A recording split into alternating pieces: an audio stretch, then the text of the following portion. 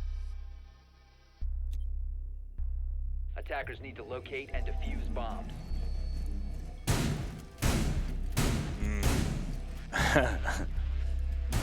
Certainly is giving us the goods, and Order, I mean, for all intents and purposes, this is really their best opportunity here. This is where they can gain that momentum. This is where they can rewrite their own story. But it has to start here. The defensive clubhouse, secure that first half, get things on lockdown. As we head down into the basement, it was, I don't want to say pretty ugly, but Knights had dealt with that so well. Attackers must locate Yeah, look, one of and the defuse fundamental bomb. parts of this basement being more favored to Knights is, well, firstly, right, Kaida's banned, Order did that. It just means that you can't electrify any of those hatches, so you don't even need to use the Mav on the hatches. You can just use the Hibana, and Hibana is not banned, Mav is not banned. You just have so many tools on your arsenal. Add to the fact that Knights is actually playing triple hard breach. You've got Mav, Hibana, and Ace. So not only can you get all the hatches, but then you've got those Selmas for the church wall. Mince it open, literally nowhere on site Order can sit safe, and that's what happened last round. They just got picked apart. Now they're actually not even going for a heavy roam strat this time. No Vigil, no Castle. We do have the X factor of Oryx, and I wonder if Nico can do some damage late round. It's going to rely on Knights making a slip up though, and Knights don't really make those. As I said.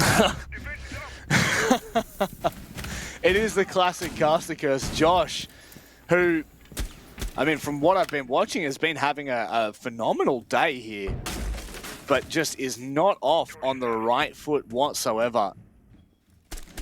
It's now time, really, for Knights to get a move on and to show us that what was possible in round 1, they are more than capable of doing in round 4, 5, 6. Because Order are certainly giving us a compelling case to say that they have enough and certainly have what it takes to push them to their limits, which currently they are doing now. All things considered, Bailey just has so much info, dude. Can we just spectate Bailey all day? Like, he's got so much info on these cams. That's a really nice one in Kitchen, I think, thrown through the floor from below, so it's really hard to spot. He's got one in Bar, I think, as well, and in Secret or Storage, so it's just a lot of info. This hatch should be opened. Oh, Bailey, yeah, that's actually really interesting. It's like in Arsenal on the far west side, but it can see into Kitchen. That impact trick is good, but Dinos should have enough pellets to deal with this. Attackers bomb diffuser has been dropped. And just like that, Kitchen hatch Oh, they open found and it. finally found it. Goodness, how? How did That's they a find that regardless? disgusting spot. Yeah, just really gnarly. That is going to be hard to spot for sure. Bailey going to be sitting very close to Dirt and might actually swing here. Oh, That's no. unbelievable from Bailey. He'll push into Dirt and reclaim lost ground. This is really starting to push Knights to their limits. 3-on-4 with 20 seconds to go for the Knights. Sage not going for the breach on Church. He's going deep. What's he going to cover? Nothing. Haywood has to do it all himself, but Dino almost gets it down. Order, though, have taken it back away from Knights. And it looks like this could be a round once again on their tally. Nothing that Haywood can do. Another really strong round from Order, and they are building this momentum.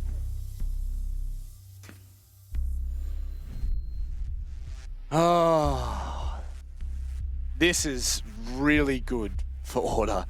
The kind of capacity that they have to play at this level and what they can show us may be on for display if they can continue this up. It's like a snowball. The more you push it, the more it gains in size, and it's that round in particular, Dev, like thinking back to that final, let's say 20 seconds, felt like if they had have been able to hold the hallway as well as whoever that was up in Kitchen holding the line to anyone pushing to the diffuser, they might have been able to hold that for long enough to at least get it down. But even from there, Order just had them absolutely consumed and suffocated to the point where post-plant might not have made a real difference as to how Order were able to retake it.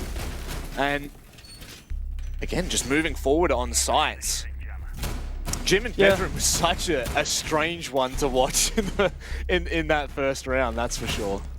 Or second round, I should say. Honestly, Rob, every round here has been pretty strange to watch on Clubhouse between Knights and Order.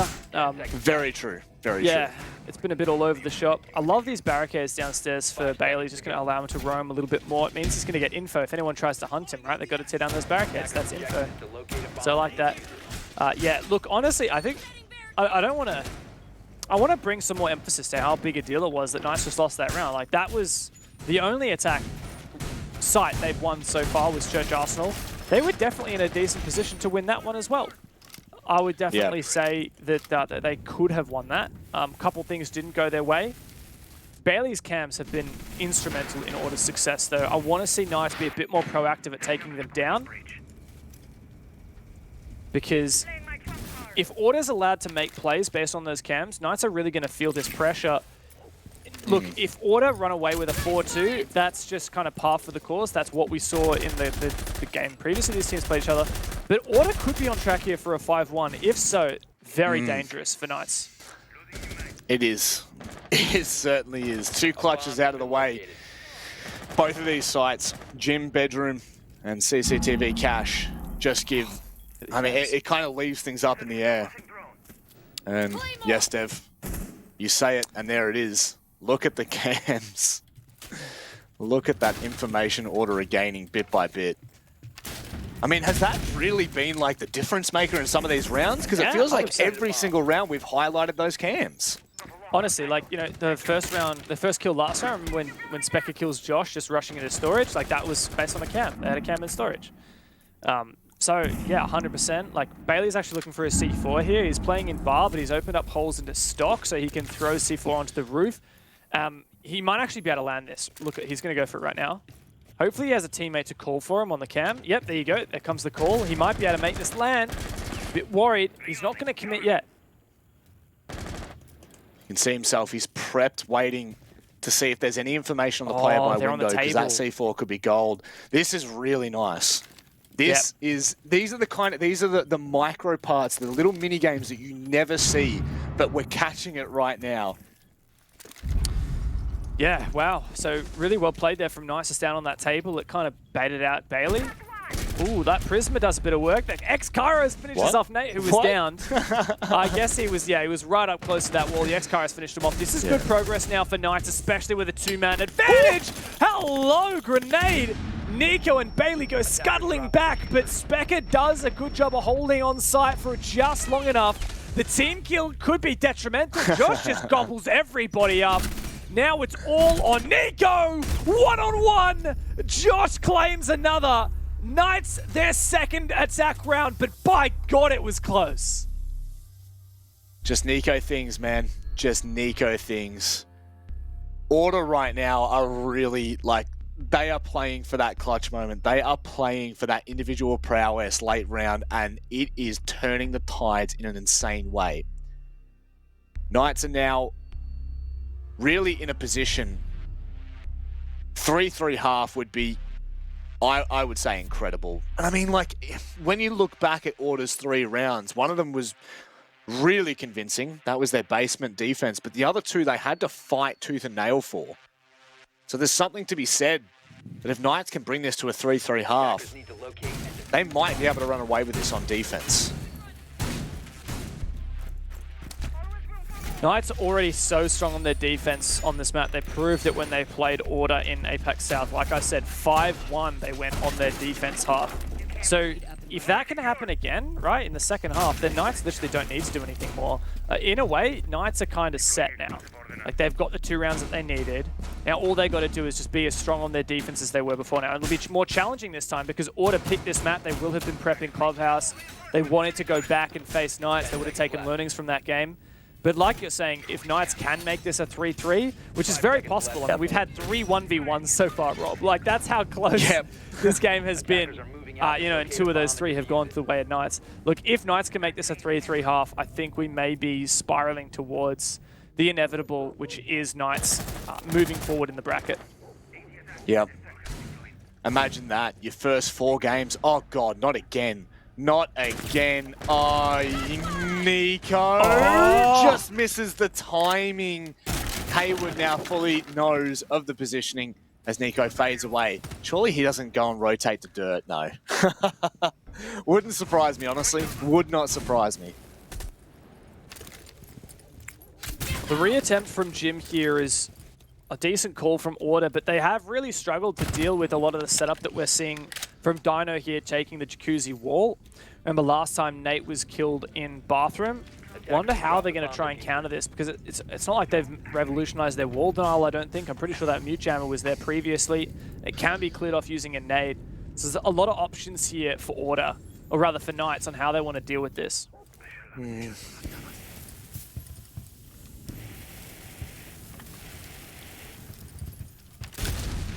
Juicy seeming to struggle with the lining there on getting that mute jammer. And good old Nate should do the trick at the very least. So that will be construction wall open with an opportunity to progress. But Nico just... Oh, my God! Bailey! How quick the tides will turn, Dev. That must have been a strip run out onto Jacuzzi balcony. It must have been. What a big play from Bailey. Nico as well. And Jack Daddy even wins that on Sage. It's not a 3-3 half after all, Rob. It is Order to run away with it. It may well be flawless. Hayward got a minute for the 1-on-5. Surely this is unachievable. Surely this is too much to ask of one man, but it is Hayward. He feels his spidey senses tingling. The run out was all but possible. Oh, geez, how about that? If that hits, I'll tell you what. It actually does damage onto Nico as well. Here comes the nade from Hayward as he continues to progress into Con. He's shut down, and Order all but flawless in their 6th round. They secure the 4-2 half.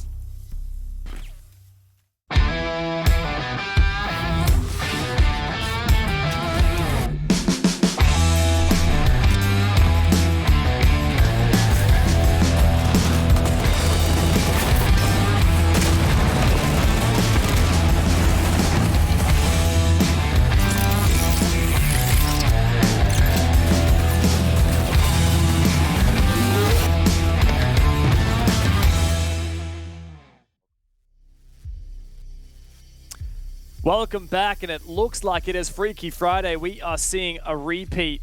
These teams go to Clubhouse, and Order manages a 4-2 defense. Once again, the stage is set. Can Knights get 5 out of 6 on their defense like they did in Apex South? But for now, let's talk about something that we really do need to talk about, and that is mental health. We are proudly supported by our charity sponsor, Livin', who do some amazing work.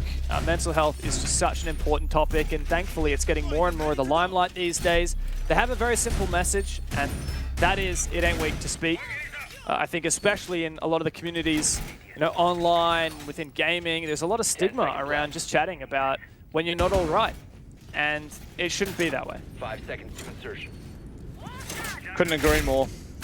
And, you know, I think I am sure that you could look to your left and your right, and you would know someone within that vicinity.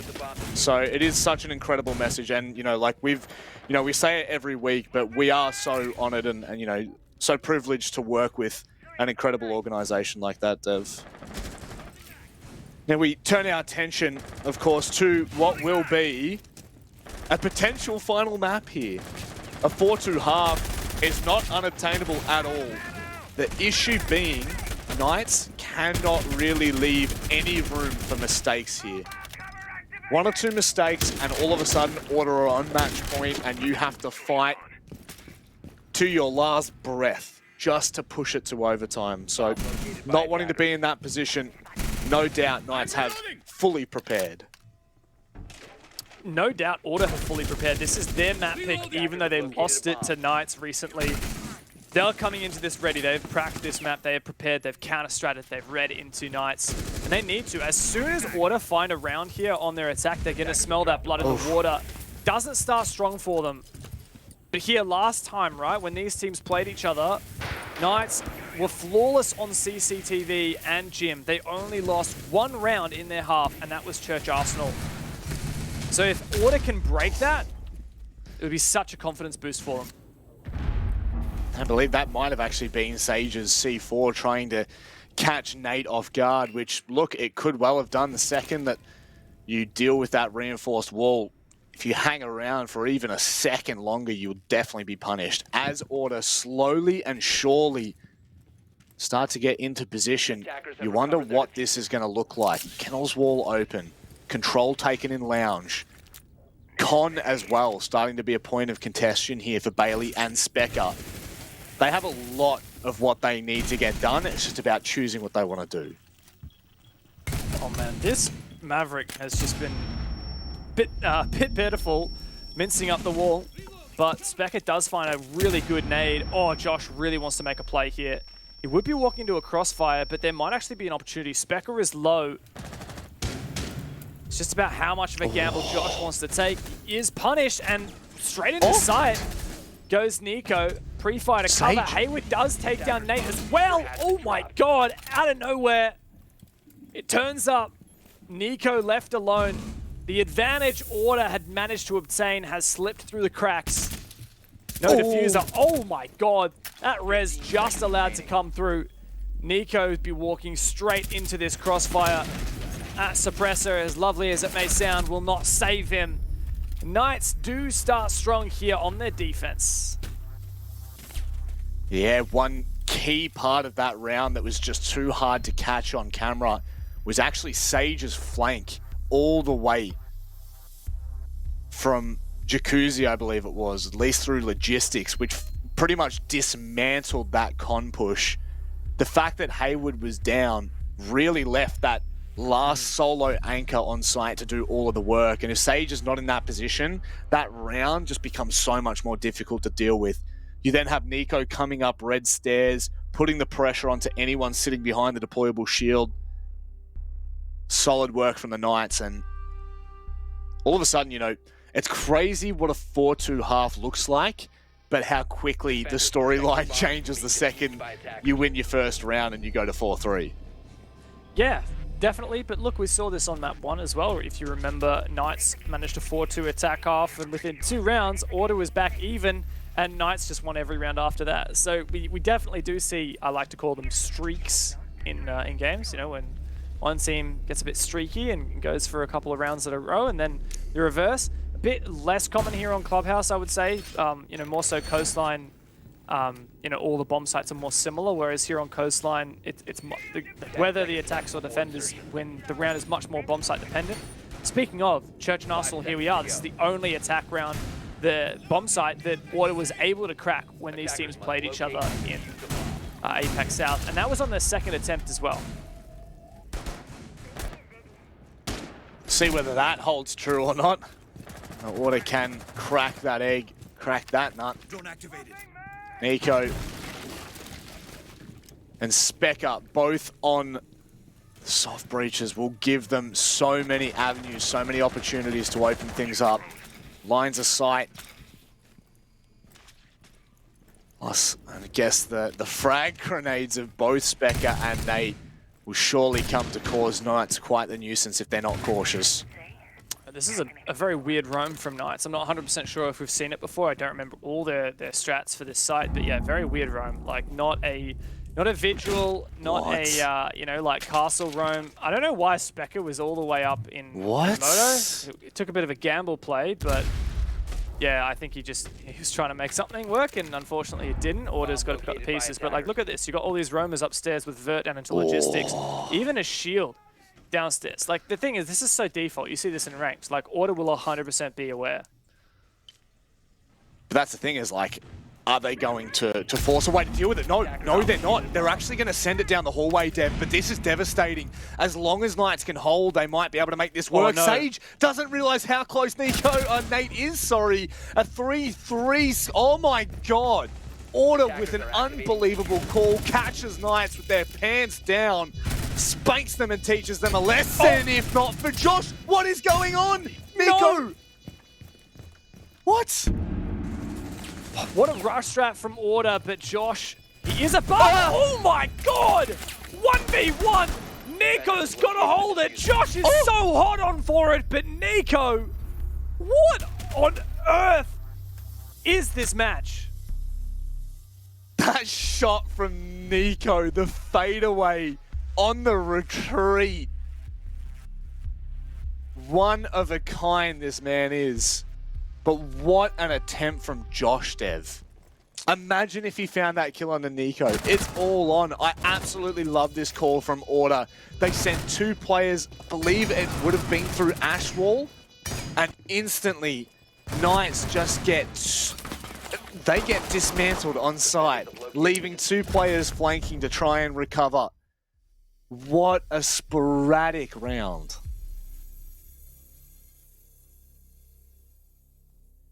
Yeah, I don't have a lot of words for that. You know what's funny though is Order have always loved pushing Ash Wall. So I think we got Mandy on Ops today. Hi Mandy, can you do a spin if it's Mandy? Oh, that's a spin. Yes, let's go Mandy. So yeah, Ash Wall. I mean, we call it Ash Wall. Doesn't have a formal name, but it's that soft wall right next to Arsenal. It's the closest way to rush into sight from that double door. And like I am telling you, man, literally since 2017, this Order roster and the players who are still around from those days have been rushing from that wall. Like in fact, what we used to see is they would get the buck and they would like open up a massive hole in that wall, and then they would just march Monty in through. That used to be one of their like mainstay strats back in the day. And I just can't believe that literally like years later, Order is still just sending it that wall. It is their favorite wall on this map. Now, I guess that really puts Order in good stead. So this is the problem. It's always too hard to put your finger on what is actually happening and where the momentum swing currently is. Because once again, it comes down to a 1v1. The clutches really are highlighting some of the individual prowess on both Knights and Order. The skill that we're seeing from these individuals really on show and display. Nico's been lit up somehow. I'm not sure where from. Sage deletes Nate, who is pushing all the way through Generator. They're gonna do it again! They just love that wall! Oh my god, Order cannot help themselves, but Sage is there to save the day. 5v3 on for the retake. Now they've let them have this side, but now Specker's position has been revealed. And now it's over. Knights managed to lock it out. They won't fall for the same thing twice. Absolutely love the call. Absolutely love that from Order. Sure, it doesn't pay off, but like what on earth was that? They just sent it again and nearly catch Knights off. Now I say nearly, I'm sure that Knights were fully organized and ready for that. Now one thing that Guz is pointing out in our wonderful little caster chat that I did see, but I didn't know whether that was actually the case, but they had left Church Wall completely unreloaded as well, Dev. Yeah, like, you know, usually you put in a lot of effort to breaching that church wall. You know, you got to clear off like bandit batteries and mute jammers, then put your Selmas on there, and then you got to deal with impact tricking. No, like if it's not reinforced, what you do is you march Buck down to the bottom of main stairs, and he opens it all, and then it's like, yeah, okay, cool. Especially with Kaid ban, I definitely think that the play for Order could probably be just like open Moto Hatch and do a church execute by opening that soft wall. The only catch to that is because of that roam from Knights. Like, you've got to address the roam first. But honestly, like, I would back Order to hunt those roamers. Like, 2 guys roaming in, like, Logistic and Master with, like, a shield in con. Literally, you breach the Jacuzzi wall, you breach the Logi hatch, you drone them out. I don't think they had, like, almost any mute jammers. And they certainly don't have, like, a vigil or anything. So you play the windows. You just literally 5-man hunt those 2 players. You kill them. Then you basically have map control. You go for like a pretty stock standard execute with that church wall open for free. But instead, I think Order, like, they might not even realize, just saying, like, Order might not have known that church wall was up. Like, which it totally is plausible. They were just so focused on, like, yeah, because they were tunnel vision. They're like, okay, they've got this roam set up. We want to try and avoid that and just rush. Like, how are we going to play that? When perhaps the better call would have been to actually address what was a reasonably, scuffed setup from Knights.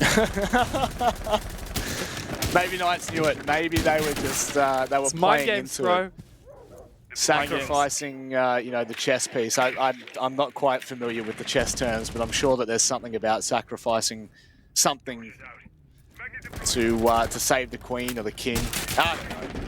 I'm even going to stop there before I embarrass myself further. But what's really important right now is the fact that Order, once again, are 1 away from sending it to overtime, no matter what happens, right? All they need to do, secure 1 of the next 3 rounds, and we'll be forced to battle out map 2 and the fate of Knights in overtime.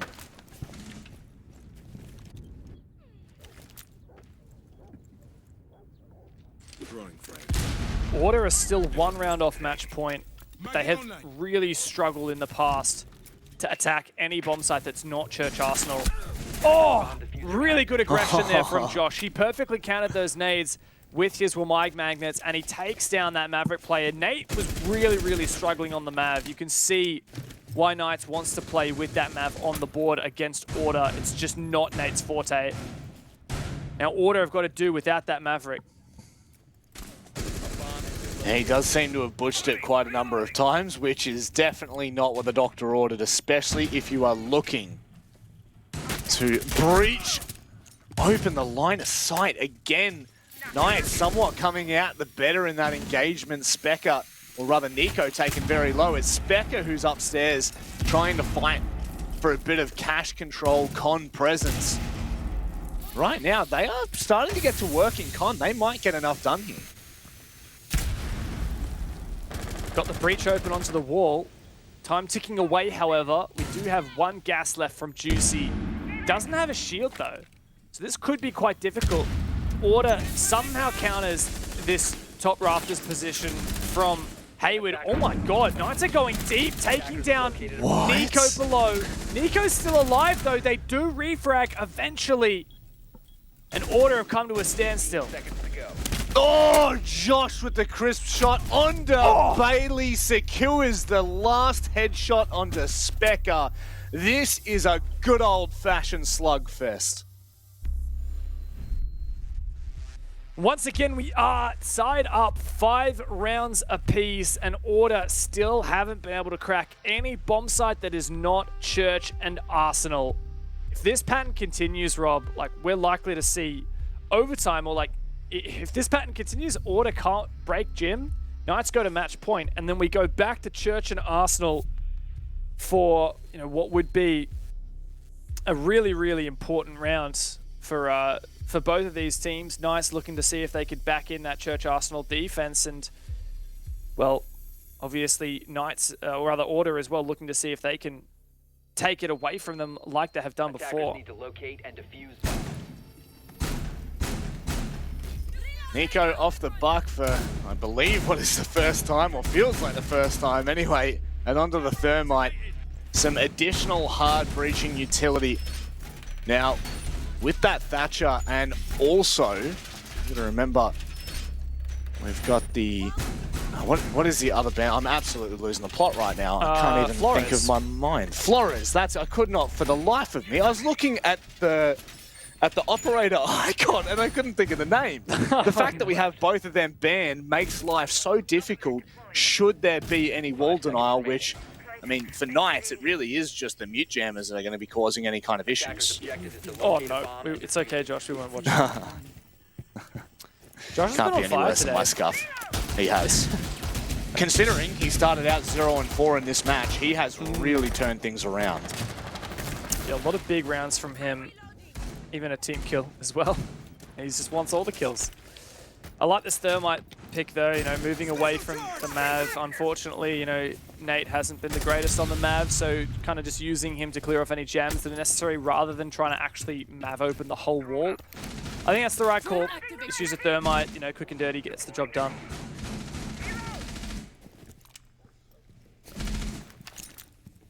Now as they start to put a little bit more pressure toward the top of red, Nate doesn't really hit the mark, but I like this from Knights. Really early call, fall back to site, anchor in, and support each other. What are Dino and Josh going? Where are they headed? They're on an adventure. We're going on an adventure, Gandalf!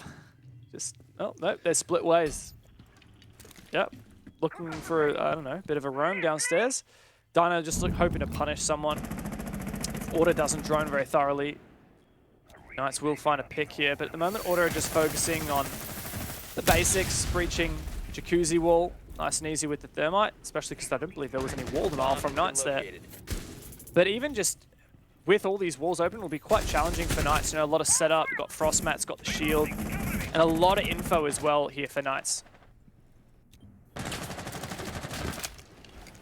It's gonna get naded. Oh, yeah, this could be quite devastating, but it's not at all. In fact, Hayward, the shower protects him for now. Not like Indiana Jones and his and the fridge. I don't know how effective it is in real life, but sure it works here. Oh, C4, that's perfect! As Specker gets nuked. And another C4 coming up, but no info for this one. A good pick on the site though. Hayward's got to hold his ground here with Juicy as well in Logi. Now Dino's below, but this is a decent position for Order. They've got this main wall breach and bathroom wall as well. They just need to find and execute. No doubt Sage is giving the information for that pre-prep C4. From what I know, it hasn't been exposed, and oh my god, look at all the information. Order can't find where this cam is, so Knights are just sitting back so happily. Look at Hayward gets punished for an over-peek. Jack Daddy's getting the plant down, and all of a sudden Knights, they are not in even the realm to try and bring this back. Oh, I say that, but still, it's on. No way. No way they check where Nate is. Oh, Dino Man! Surely he can't make this happen in a 1-on-2. Nate gives him the fight and wins it. Order take the match point. Oh, there have been so many scuffed rounds. Bailey knows it as well. Look at that grin. Just, that's the biggest smile I think I've ever seen from Bailey. Yeah. Yeah, Bailey's a stone cold killer. There's no doubt about it. Jack's eating his dinner. Still eating his dinner. Look at him. What's he got today? What do you reckon? Some rice? Some fried rice? Well, last time we saw it, he had noodles, right? Or what did he have last time when we saw him? Was it for the November Major? Oh, we see him and he was all eating. The time. But like he was eating noodle, and he was like, they won the match, and he was like karate chopping or like 3-6. I don't even know. The man, he's got a personality about him. There's no doubt about it. Need to locate and defuse as many bombs as they can. Yeah, and look, it's not just good looks. Order have found match point here. They've done better than they managed to do in their match in APAC South, where they could only find one attack round in their entire attack half. It was Church Arsenal. Not only have they broken the one attack round, but they've also broken the sites. Managed to finally get a round win on Gym. Now Knights have the choice of going back to Gym, where they just lost, or going back to Church and Arsenal, where they've already lost in this half. So this is pretty dangerous now for the Knights. 10 seconds left before insertion. It leaves this entire map in the balance, I guess. The series it really is. Yeah. Attackers must locate and defuse a bomb. Very true. And it really could all come down to Order's ability to close out here. You know, the last thing you want as Order is, I mean, I would say there's been a couple of really closely contested rounds that Order have been winning. You know, a lot of the majority of the clutch rounds have been coming up for Order. To send this to OT is not a state that you really want to be in when you've already been given, you know, so many moments that you've been able to claw back. This is one they want to close out in regulation.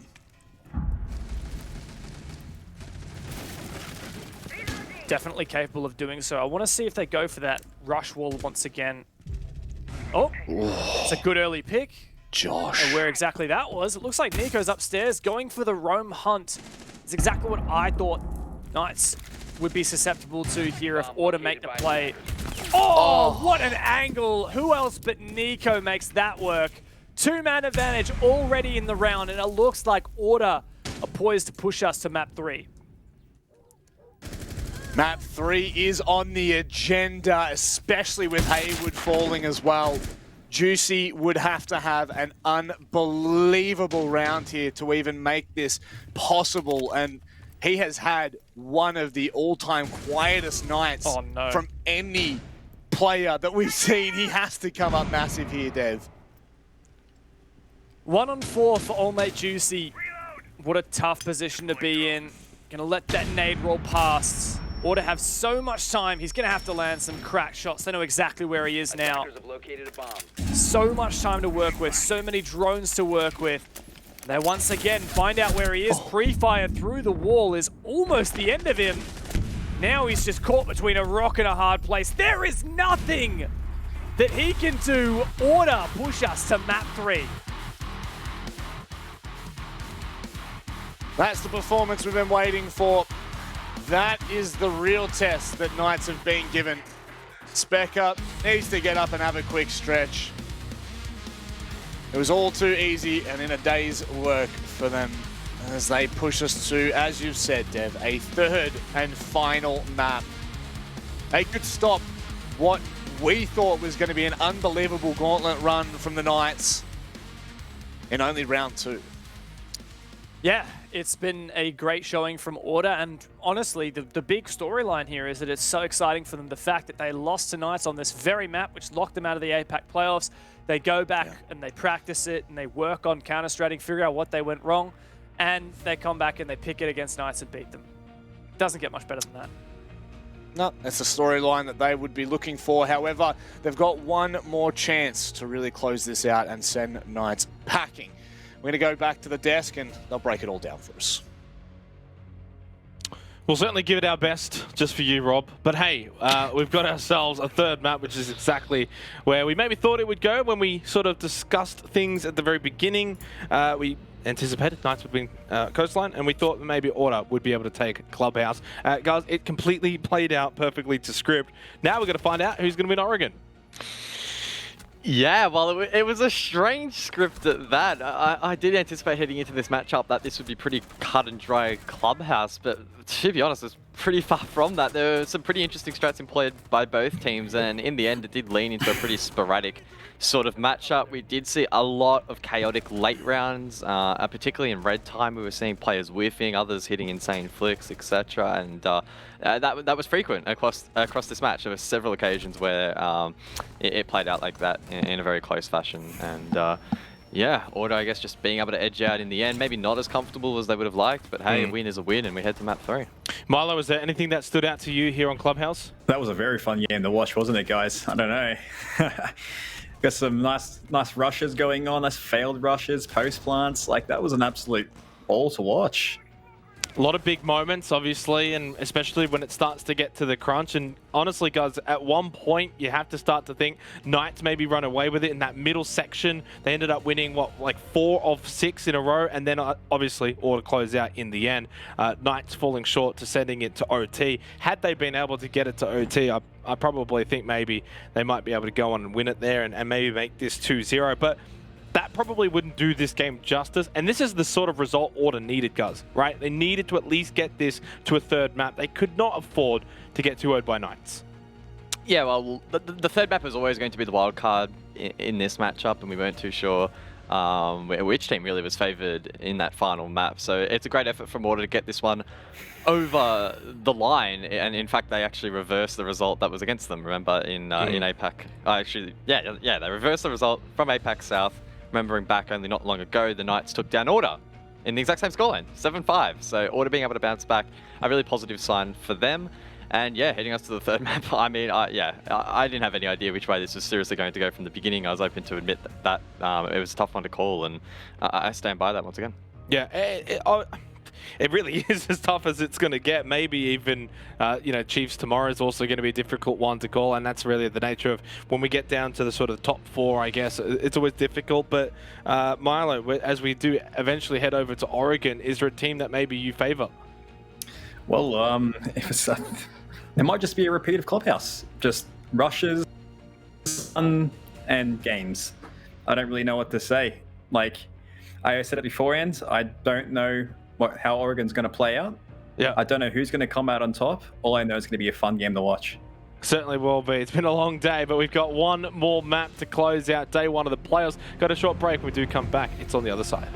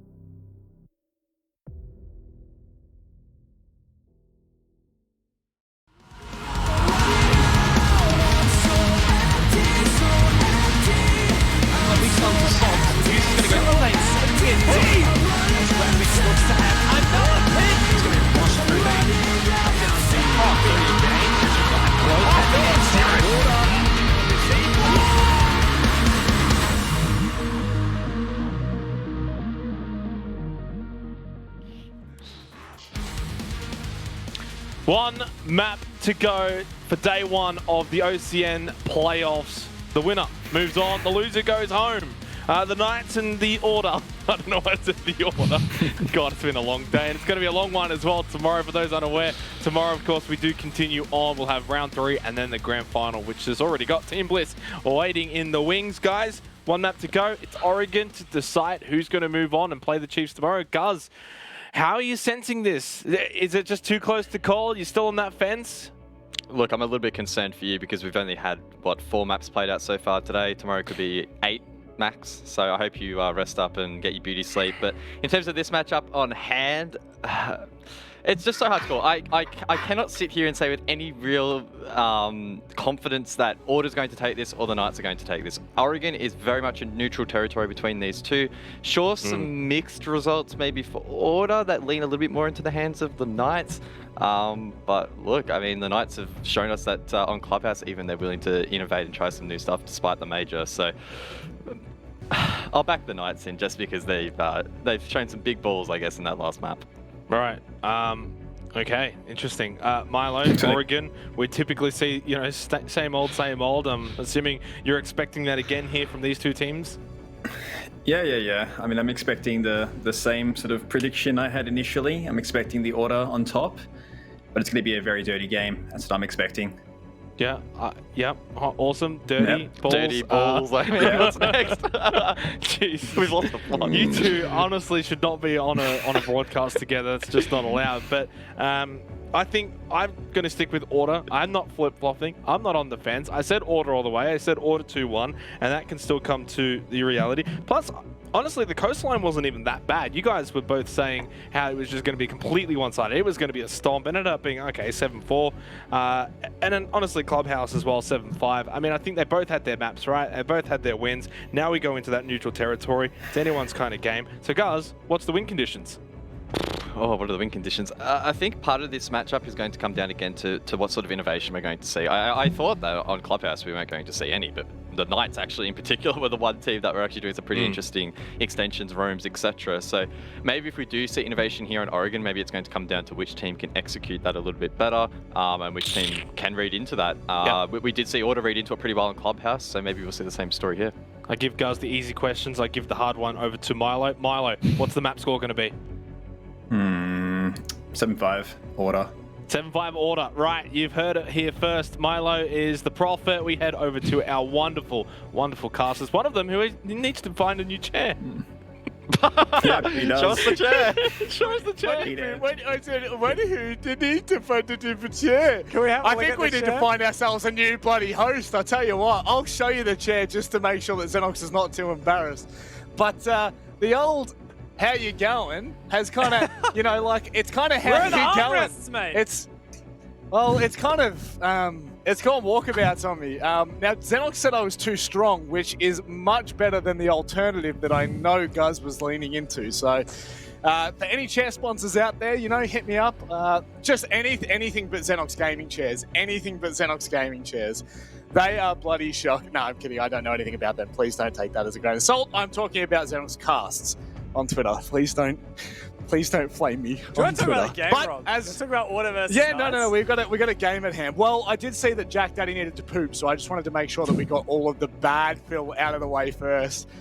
You know, That's what you sometimes love he's to going to hear. drop the kids off at the pool. Yeah, well, it is. But look, it's time to get underway. Our final match of the night, Dev. This is where it all lies. The fate of two teams, the fate of two titans in Oceania. It's Knights, it's Order, and more importantly, it's Oregon. That it is, and it is a map that neither team has astonishingly positive results on, so this is turning a new leaf, and I do wonder who has done the better prep. Order is on fire, coming off that second map win. No doubt they are going to be happy with themselves after righting the wrongs of their loss to Knights in APAC South. Milo does predict 7-5 here for Order. I'm not so sure. I was definitely still have a part of me deep down that reckons Knights can pull through here, but we'll see. They're going to need to, there's no doubt about it. And I just, you know, I really do just fall back to the comfort in knowing Knights' consistency. Now, their consistency actually hasn't been that great this stage. I mean, APAC South, I think, was another beast, and you know the fact that they ended up finishing first is. Oh, what are you laughing at? Dino. That was such a big yawn from Dino. It was yawning for so long. How do you know it was a yawn and not a roar? That's Get true. it, Dino? Because, well, I was thinking like Knights have like the lion head as well. Like, Oh. Could- Yeah, I think- yeah. I definitely wasn't I think thinking of it like worked, yeah. dinosaur. Yeah. that's probably the. That was Dinosaur make me roar. Yeah. Yeah. Well, I guess we both make sense in that. Look- in that category, bans is Yes. probably more important to talk about than yawning. Look, Mav ban from Order. I think they're trying to. Well, obviously, it means that you're going to have Thatcher and Flores, at least one of them in. So a bit of a, I guess, like a forward move from Order there, trying to just get rid of the Mav because they're not so keen on playing it. They're probably keen to play the Flores, is my guess. But yeah, Knights actually kind of called their bluff and didn't even ban the Thatcher or the Flores. They actually just banned the Nomad, which means that flank watch is going to be a bit more difficult. We've seen Knights pretty keen on avidly watching their flanks, and we saw on Coastline how they get a lot of picks from that. So I like this. Does, however, mean Thatcher and Flores are both in. Funnily enough, neither picked from Knights, which is very odd. Oh! Do we just see a little bit of a bait and switch? I think we I think we did. Yeah, Bailey getting baited onto the Warden. I guess all things considered, there is still 6 flashes on the Knights, so it's not like this unbelievable play that won't pay dividends whatsoever. But certainly you would have to feel like Bailey was hinting into that because of the fact that we did see a cheeky little blindy operator coming out in the Ying. Now, whether that actually changes the impact of this round, I guess we may well never know, but it's certainly fun to see that mind game right in the last 6-pick phase. Yeah, it is. And look, as well with that 6-pick onto the Warden means we've got another shield. So we've got Goyo for 2, the Tachanka for 1, and the Warden for another one. So this is a heck of a lot of shields here that Order are going to have to play around. No one might to protect them, but we do have the Jaeger.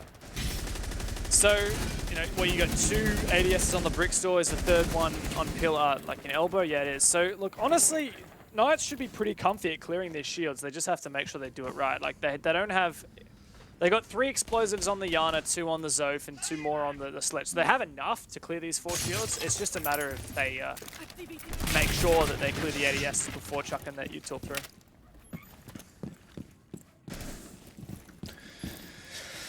Underway now, Josh. Goodness me, how's the first bit of contact there? Just a whisker wide. Again, doesn't turn into anything, but at the very least, it's ground that Knights have been able to take. Now, there is a player in kitchen, but will surely be droned out. Oh, no way, Nico.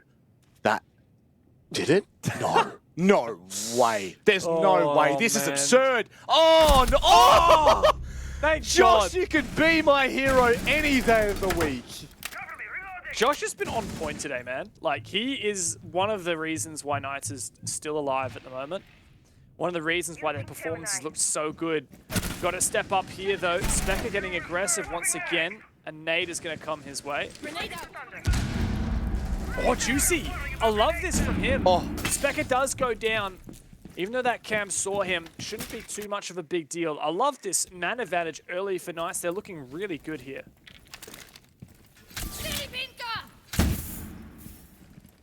Hayward dealing with at least a little bit of the utility that Knights have in front of them. Jack Daddy, could he re-aggress up the stairs here? There is no barbed wire to kind of give the sound cue, but in the meantime, look at this timing. Surely Jack Daddy can find the kill. Hayward just spotting him, decides and opts to run away to safety, but he'll be met by just the same kind of contact in blue if he's not careful. Another nade comes through, likely to clear the mute jam. It doesn't get it though. Bailey's getting aggressive. Nate also prepped with the Shamika. Gonna try and lock off the hallway. Nice peek there from Juicy. He's had a rough night, but starting to step up and come to life. That DP27 does ring true. 30 seconds left, 2v4 Order.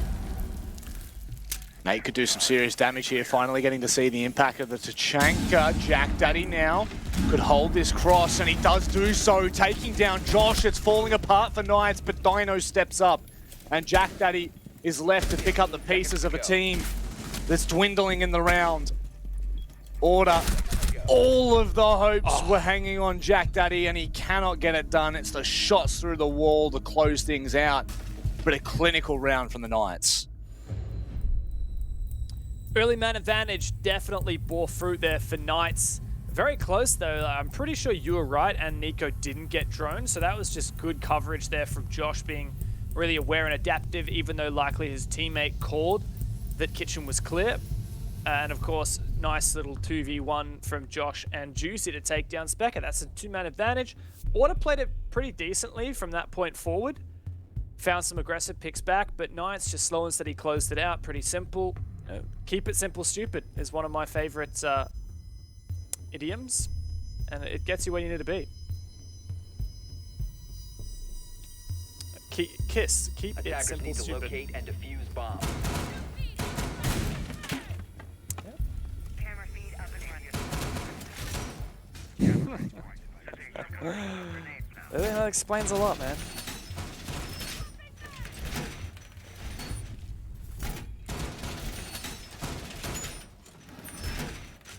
Extension like- into trophy here. Oh, apologies. No, please, you take it, my dude. No, You no, no, take it. no, you take it. You take it. No, you go for it. No, please, please. Look, I No, want you to you have go it. for I want you to have it. Muting incoming. 10 seconds left. What? 5 I was just looking for an awkward stare off there. It didn't really. I guess I won in a way, but Sure, man. moving forward now, Dev. Sure. This is. I mean, are we worried for order here? You know, the basement bit early defense to doesn't call get it, mate. confirmed. Did I Yeah. call it? What Yeah. about if we don't see this? If we don't see a confident second round here? Yeah, look, we didn't see a great start for Order either on Clubhouse, and you know they did manage to bounce back from it. You know, they found 3 rounds in a row after losing the opener, so I definitely wouldn't want to call it just yet. Look, it's hard. I think the Order are taking a lot of risks. Like, look at this position from Nico. You know, he doesn't get punished as of yet, and he gets taken out a few drones, which is always nice. But every now and then, we're going to see Knights punish those.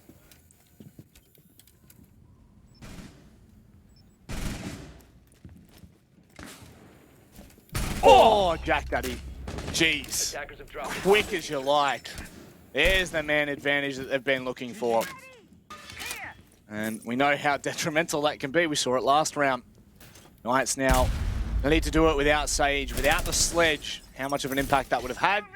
Really no, but certainly 2 grenades off of the board at the very least. As Dino now makes his way into bedroom as well, they are going to look to start to open these lines of sight.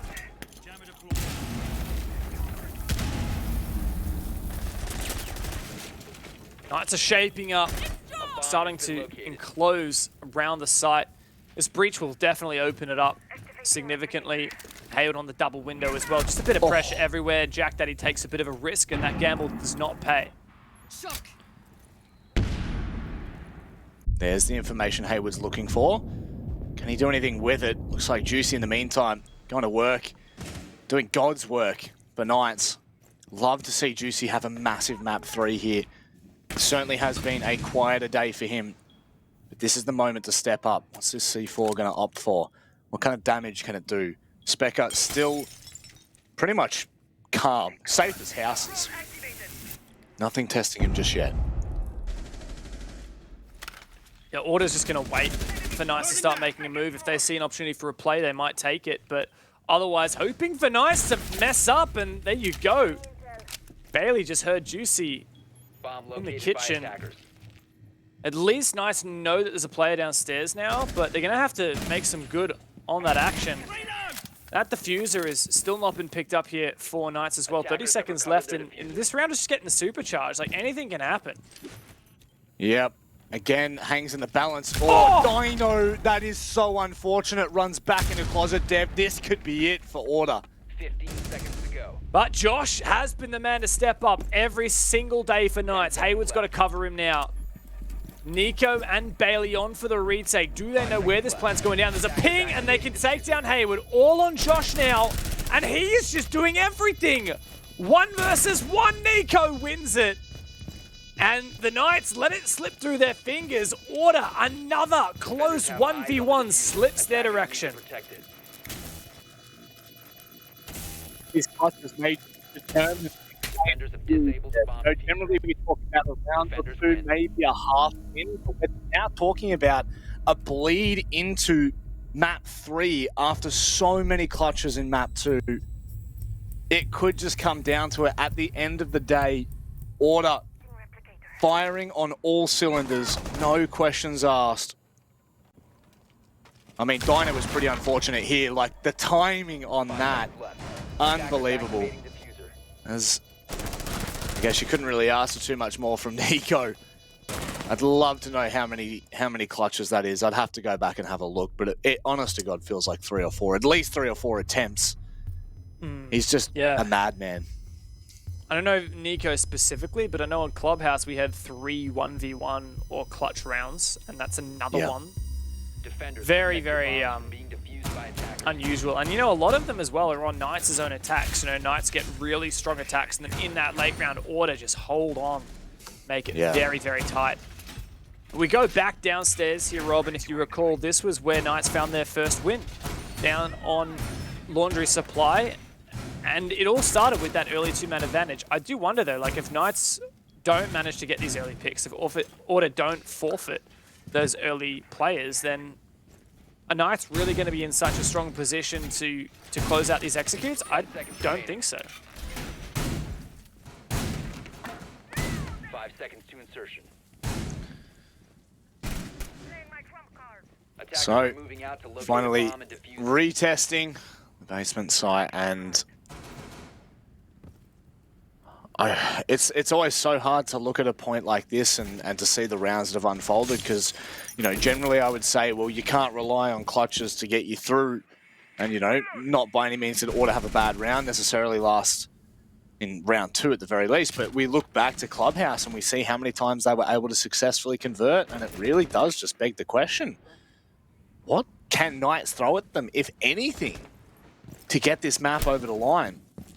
Maybe some of their own heroics. We've seen it close, and Josh once again making that early contact.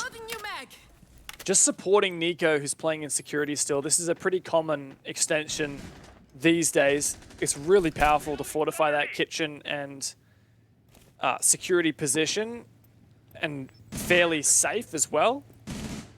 You can hop down the hatch if you need, or hop down the stairs, and it looks like that's exactly what Order do. They slither away before any engagement comes through. Still only 6 drones left for Knights. That's actually a decent amount of info damage from Order. I find it really interesting as well. We've got the double reinforced wall in Freezer, so Knights won't be contesting, Order won't be contesting the long line, but I guess as an extension, Knights won't be able to either. And Juicy though, that, again, just a big kill. Specker, unfortunately, a little bit too far into Freezer. No one's there to help Order trade. And that's the ability that you are kind of afforded when it is double reinforced. You don't have the support of another player. Yeah, but that said, you know, another great thing about having double reinforcement over Freezer is it just means that the amount of damage you can do as an attacking squad, once you get Freezer control, is just so much diminished. So Knights will really want to be breaching that wall. The Thermite comes through from Dino. Oh, he might actually be able to get it around the mute jammer. This would be insane. No, it's still within that radius. He can't get it. He's going to have to pick it off. Even though Thatcher is not banned, Knights didn't bring it, and this could be to their detriment. Certainly could. Nico as well, getting a bit antsy here. He's going to have to go quite large. The C4 just going to be tickling the backside of Josh as he continues to push into Freezer. Really well traded from Dino there, as slowly and surely Nate is left in a 1 versus 4. He's already found one, but Hayward puts him to rest, and that is a great round from the Knights. That basement defense is not looking good whatsoever for Order. Yeah, look, I think that a lot of things went okay there for Order. They managed to forfeit the roam without losing any players, but doing a lot of drone damage. And Knights couldn't breach that wall. You know, that mute jammer was their biggest enemy. And then Josh just goes and finds, what, 2-3 kills? Completely opens up that round. A valiant attempt from players like Nico, aggressing into Freezer, but sometimes it just does come down to one guy getting a really impactful multi-kill and getting a bunch of ground with it. That's what Josh has been doing all day long. really has been such a massive player for Knights. And Attackers need to locate and again, I just reiterate my statement here. Should Knights progress through and verse Chiefs, I am sure that Chiefs and Bliss are watching this just thinking of what Knights will really be able to do, the kind of damage they will be able to cause. But as of now, we do see the meeting site. And the extension above as per usual. How long they can test it for. Kind of feels like you at the very least have to show your body and force Knights to flush that out. But with so much of the access to kitchen from that vertical play, could almost be a do or die for one or two players. Attacker's objective is to locate a bomb and defuse it. Yeah, look, this meeting kitchen, there's not like a one-size-fits-all defense. People are still interpreting it in lots of different ways. It looks like Order have a nice fortified position at top white. Oh my god, just Nico. I hate you, Nico. I don't think he can get this angle. I know there's an angle over the top of the barricade you can get, but I don't think it works with Castle, only with just normal barricades. Yeah. This was the one that you saw on his stream the other day, didn't you? Yeah, literally tuned in for quite literally about the first 2 minutes, and he tried 3 different disgusting angles that saw over, under barricades. It just Nico things, man. Just Nico things. Yeah. Gotta love him, but I'm sure many hate him. This from Dino though. Nice exothermic, gonna completely open up Attic. I will say that was pretty small brain from him. He put the exothermic in the middle. Only the left wall's reinforced for some reason. Putting the exothermic in the middle meant that you could literally just shoot the left side of it from inside Attic. So yeah, that was. Yeah, I'm not gonna shoot a credit. That was pretty bad from Dino. I don't know what happened there, but yeah. See if he can right his wrongs. Oh. I mean, that was the other option, right? The soft breach just to open things up and put pressure on. But Jack Daddy in an incredible position here with one player on drone. He could find a multi-frag right now. Surely he just got spotted. Yeah, there's no way he's going to get out of this alive.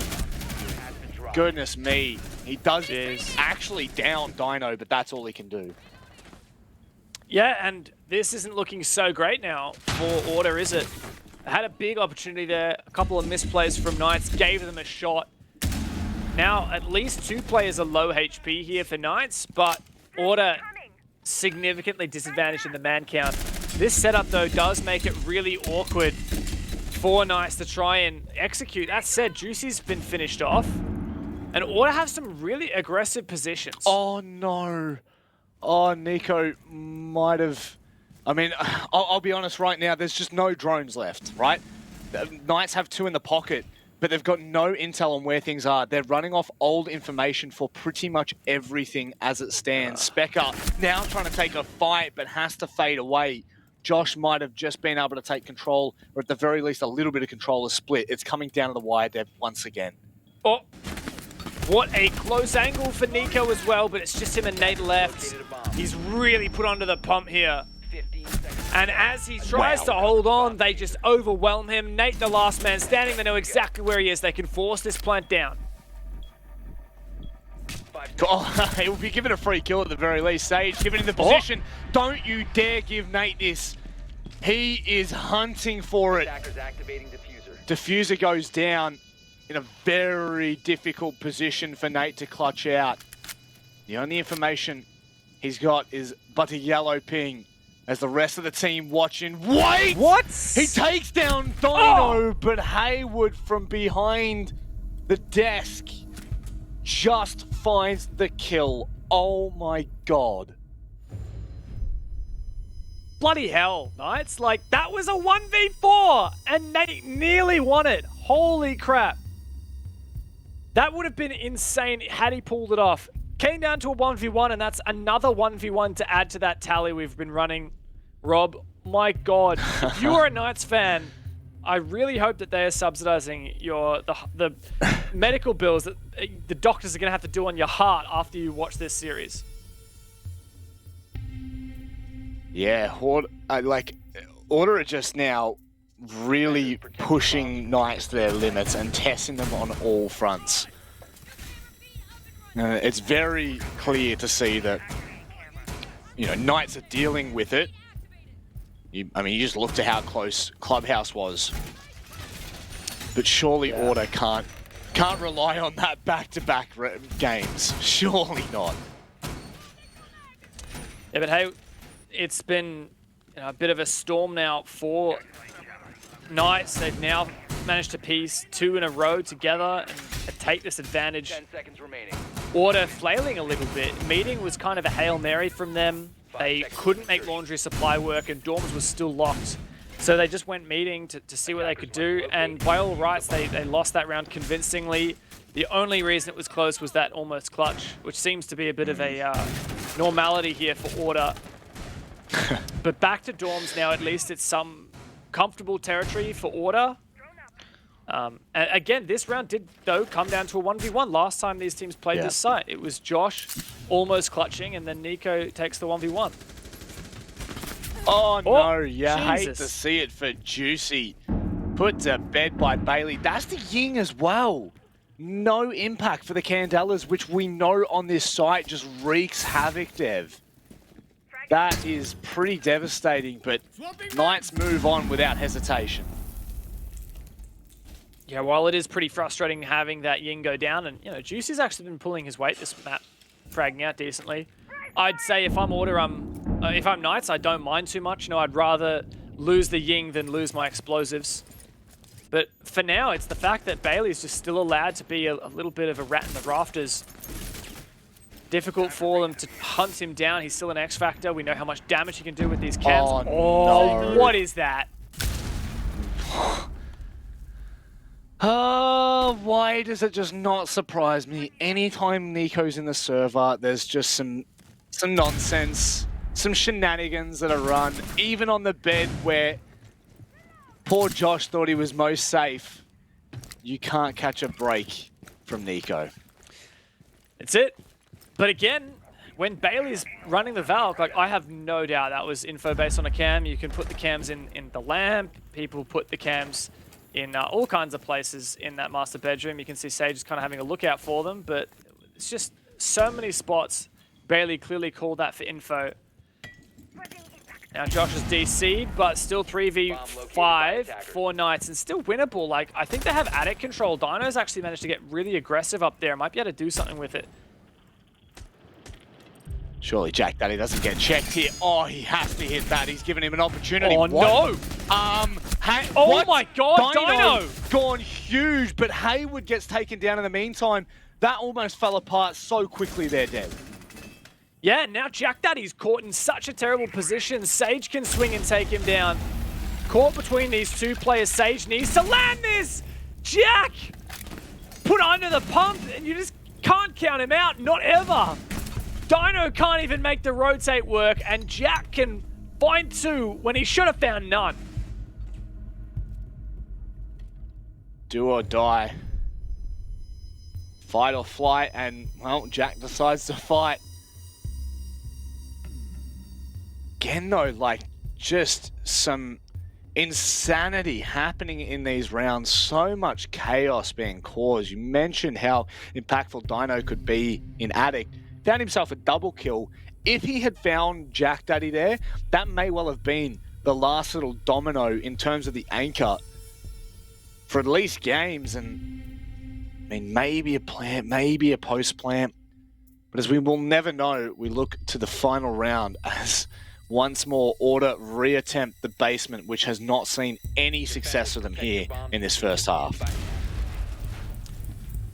Yeah, and both of these defenses have been pretty poor from them. It's not just the fact that they have been losses, but they haven't been close losses, Rob. They've been pretty dominant.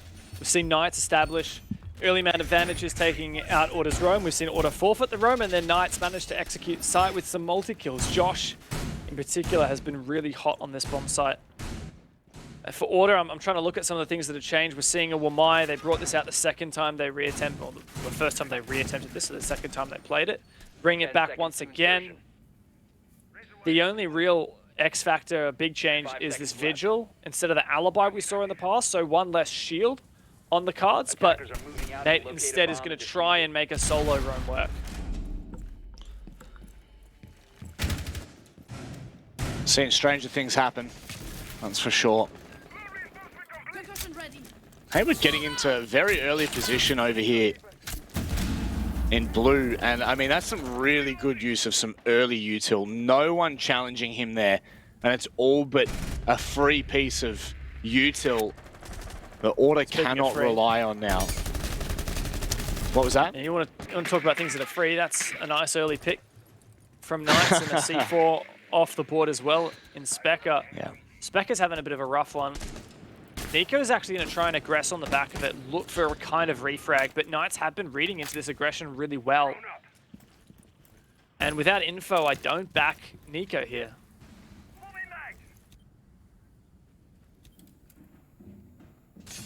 What's Nate's decision?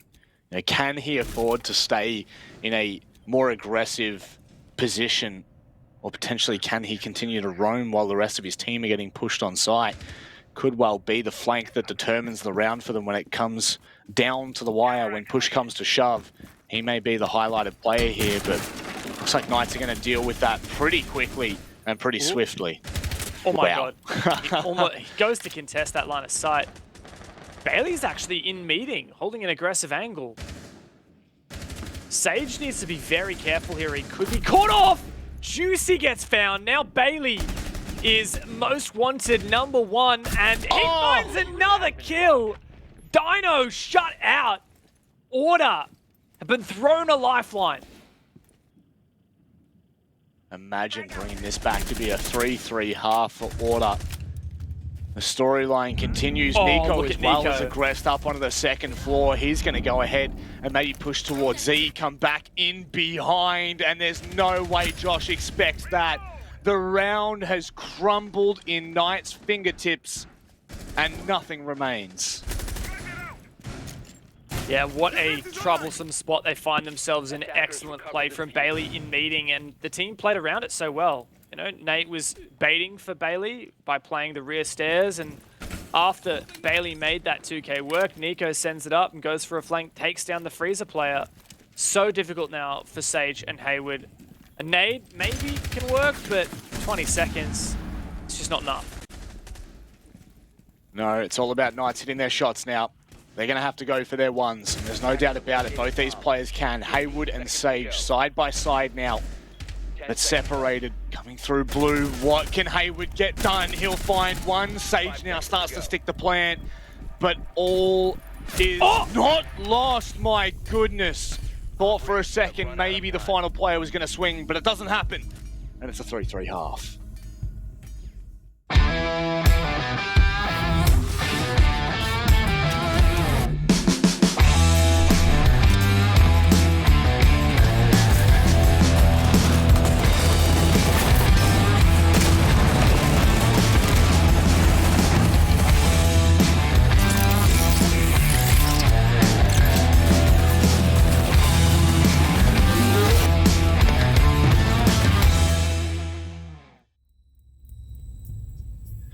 Well, Dev, I'd have to say it's game on. Order are not letting up here in this best of 3. Yeah, big from them to dig deep on their laundry defense, and finally, after 2 unsuccessful attempts, nail it home the 3rd time. And I think the most concerning thing here for Knights and the lifeline for Order is the fact that while, yes, Order are taking a bit of a risky play style, they're making a lot of risky plays, taking some... They're gambling a little bit. It's working, right? Like, they're getting the best of Knights a lot of the time. It's funny because it's what eventually led to the demise of Rufflecopter earlier today, is that Knights were good at reading into that. But this time around, Order, I think, are playing quite smart with their risk-taking. For example, Bailey last round, rotating back into meeting, and just like the entire team plays around that. I do wonder whether Knights will be able to hold firm on their defense. I'd be surprised if Knights don't at least take 2 defenses here. Oh, sorry, at least 3 rather. Like, I'd be surprised if they don't at least push overtime. Like, I don't think from here we're gonna see Order win 4 out of the next 6, but I'm ready to be wrong. So am I. I'm here to be wrong, honestly. It's kind of like that's in pretty the job standout description of a... Oh, here we go. I was about to say it's in the job description of being a play-by-play caster, but you had to go and do me even dirtier than that. So Sorry, mate. yeah, Hanging out with Xenox that's too fine. much. Yeah, way too much, man. We got to cut that back. Like Really 10 unhealthy, now. honestly. It's so unhealthy. It is so unhealthy. He's not good for the mental, you know, that's for sure. Order, you know, Specker would not be having him on his team, that's for sure. This Now- is really good timing here for Order. Just really no hesitation taking control of the map. And a lot more thorough than Knights were. You know, I guess the telling moment will be when they convert to taking the ground floor, because, you know, meeting, kitchen, these are the things that can slip between the cracks.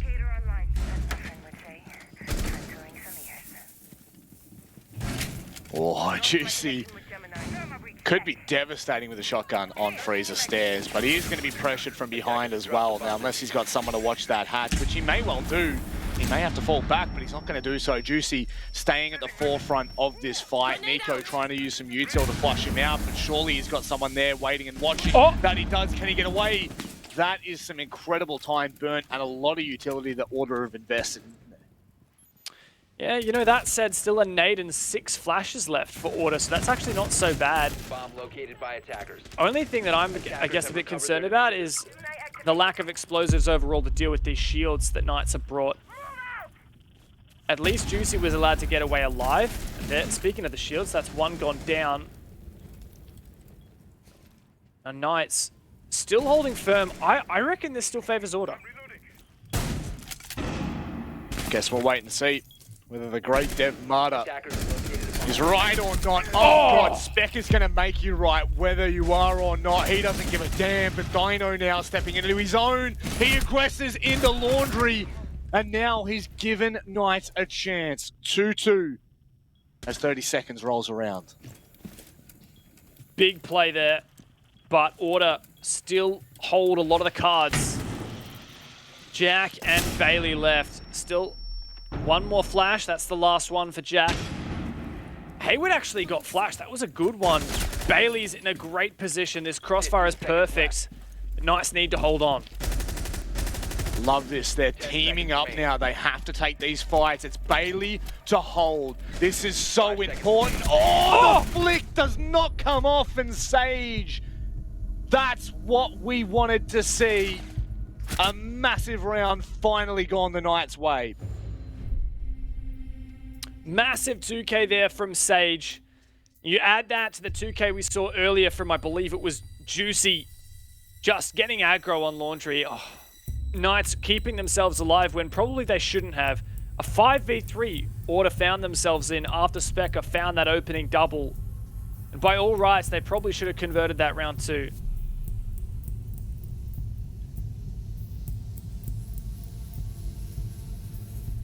I mean, I thought Specker all but had there. Yeah. I'm not going to lie. That was really large. Oh, hello, Nico. Ooh. Welcome. Defenders. Welcome. Bombs were being defused by attackers. I can't wait for this. I like this. Six pick this as is- well.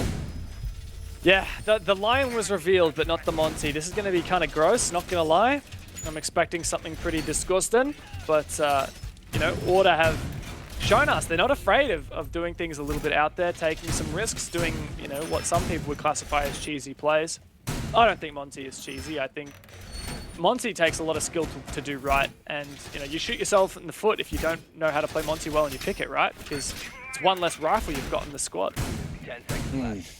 But we know, right? We know what Nico can do with this. It's just about what Order can do with this, right? It's about what the team can achieve. It's Nico things. He makes his own meta. You know, He does. seen him use pretty much every shield operator there is in the book, and every time he's got some sort of impact with it. Now, what I'm finding really curious, right? This is that the Dorm's defense, and Order have only been able to bring one hard breacher, which is the Habana. So anything that they want to open to allow Nico to push in, they're pretty much going to have to send into one avenue, which will either be games or, of course, Addict. So where Nico approaches from and what they decide to do with this Monty, that's what I'm keen to see. Yeah, it's a really good point, especially considering we have 2 sets of impacts from Knights. You've got Juicy and Dino. So if they're on the ball, they could really deny a lot of X-Kairos here, especially if Jack's going to put them on 6 at a time, right? Maybe even 12. One impact could get all of that. They need to clear off this jammer. They're even struggling to find that. But, I mean, where is that impact? Did it get the pellets? Oh, he missed it. Oh no! Juicy. He was worried about moving into a position where he'd be vulnerable to the player below. As a result, that breach gets open. I love this from Nico. He's just pushed through the attic window, not worrying a damn about trying to open up that reinforcement. He's now pushed all of Knights back onto site. So they've either got to play site or underneath. Order are playing this masterfully right now. They are setting themselves up to be in an incredible position, but Sage, could he be their undoing?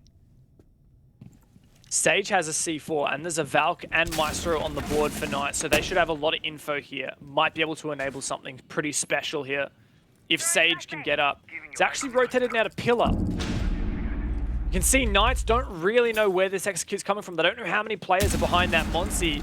And as Order start to strip away that information, it's going to get more difficult for the defense. Which they are doing a fantastic job of, mind you. Hello, just a hair off. It's Specker who stays alive, but not for much longer. And that's some interesting timing there. Dino needs to be so careful. This is just such an awkward position for the defense to be in. Yeah, and they know exactly where he is. Or Jack might be able to punish just nearly. And suddenly the guns come to life. Sage makes that long flank work all the way up through Big Tower to retake attic and stab that Monty in the back. Now, just 2 players left for Order, and I think it might be all over. Bailey, in a 1-on-4, he can find 1 or 2 kills surely to pad the stats here, but there's just no way. 4 kills in the 1v5. Welcome to OCN. That's a 1v.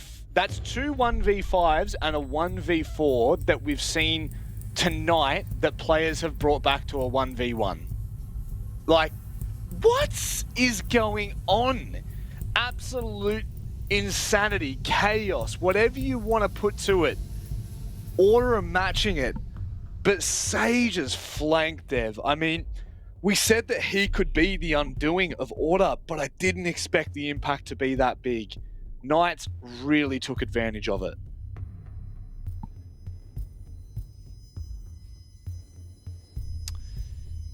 Yeah, look, Knights have done a great job of holding their line in these defenses despite deficits. And sometimes it's individuals stepping up, sometimes it's a whole spread of players doing their part, right? Like Sage, for example, he made that flank, he was very slow, but he got there eventually, and all he did was take down 1 player.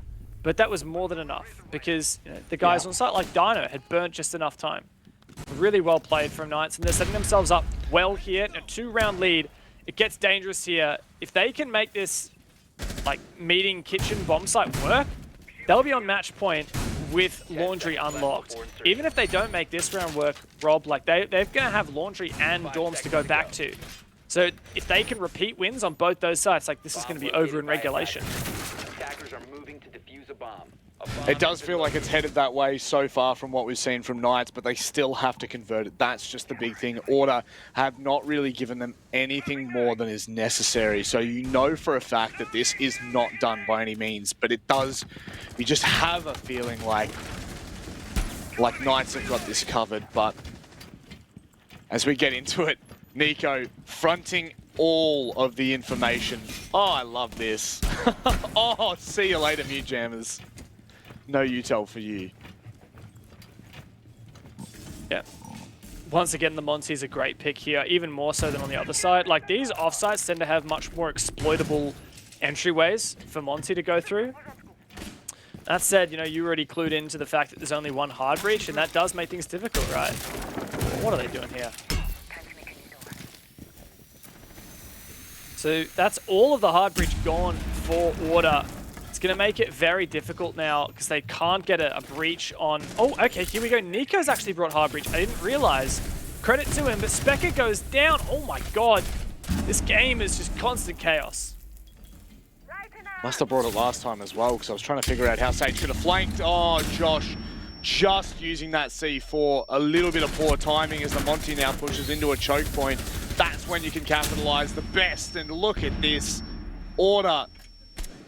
They felt like they had everything they needed, but Knights just continue to find a way. Oh, having said that, Nate's positioning. Big position from Nate, but Josh, his position revealed.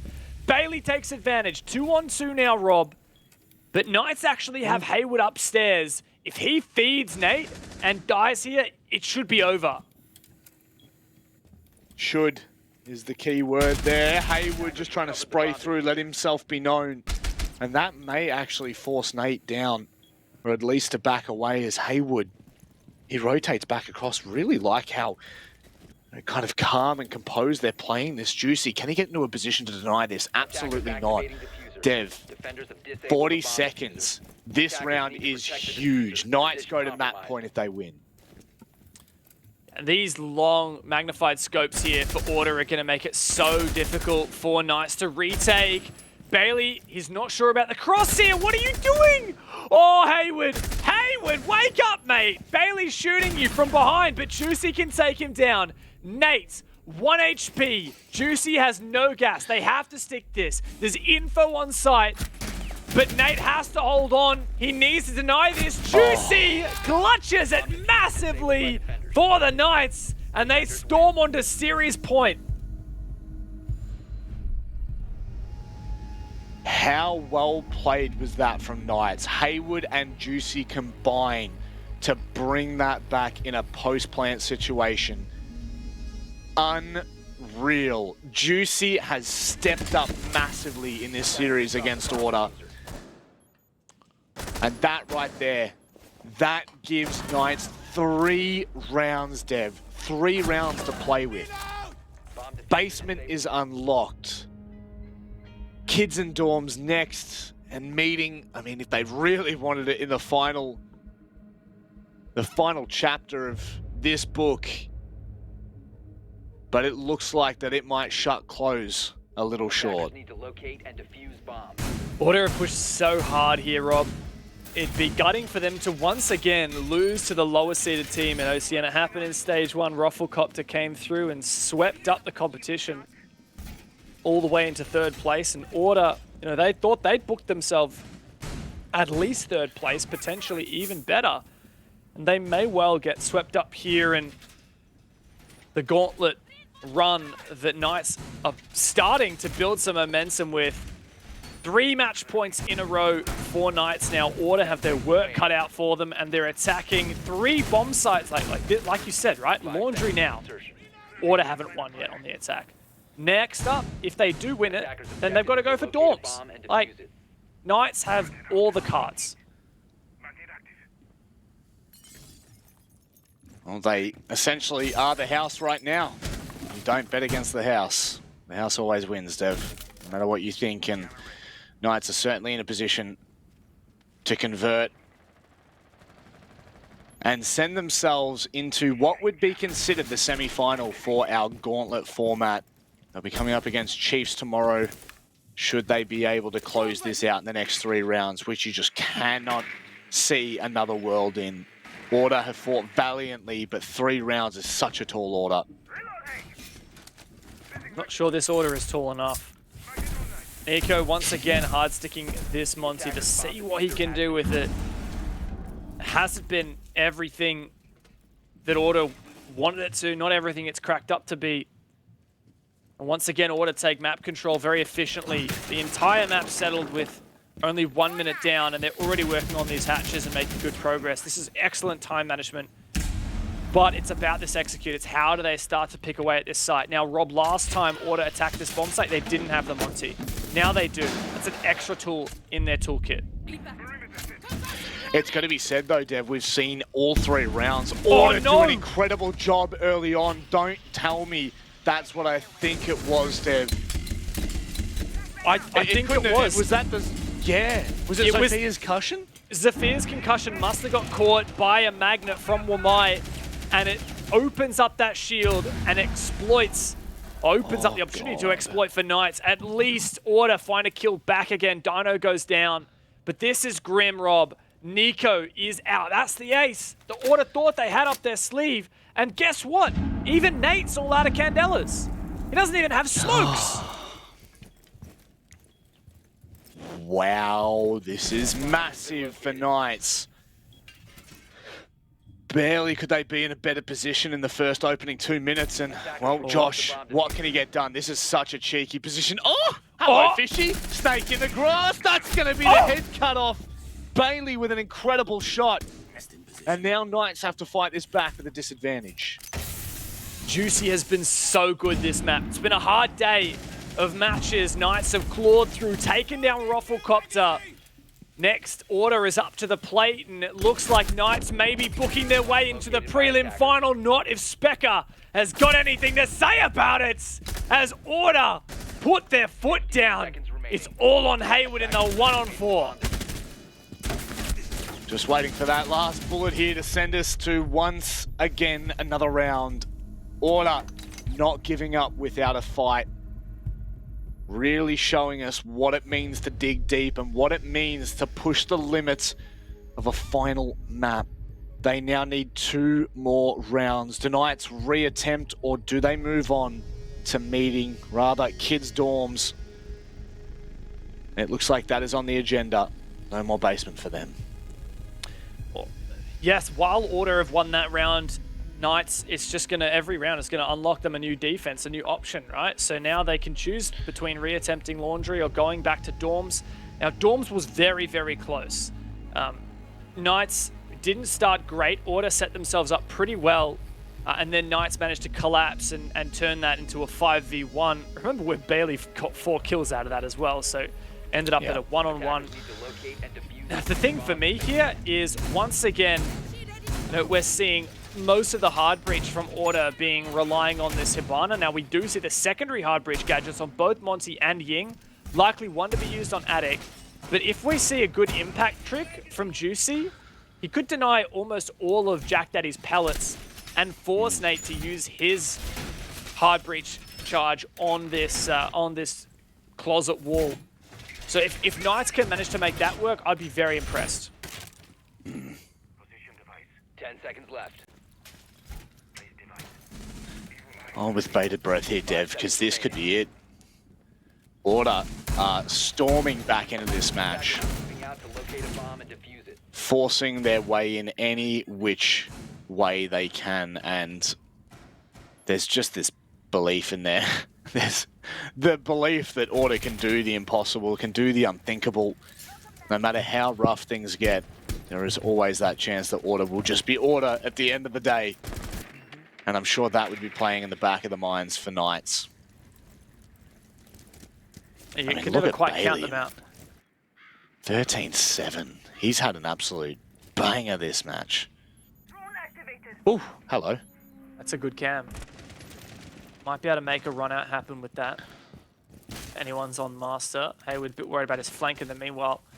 I want to know what the idea is for Dino here on the Bandit. Is it just to passively deny his walls, or is he actually going to try and actively juggle any of them? He still has 2 in the pocket, so he might try and go for it on the closet wall. Sounds like for now, Order's pretty well set. Pretty well set. Love this. To...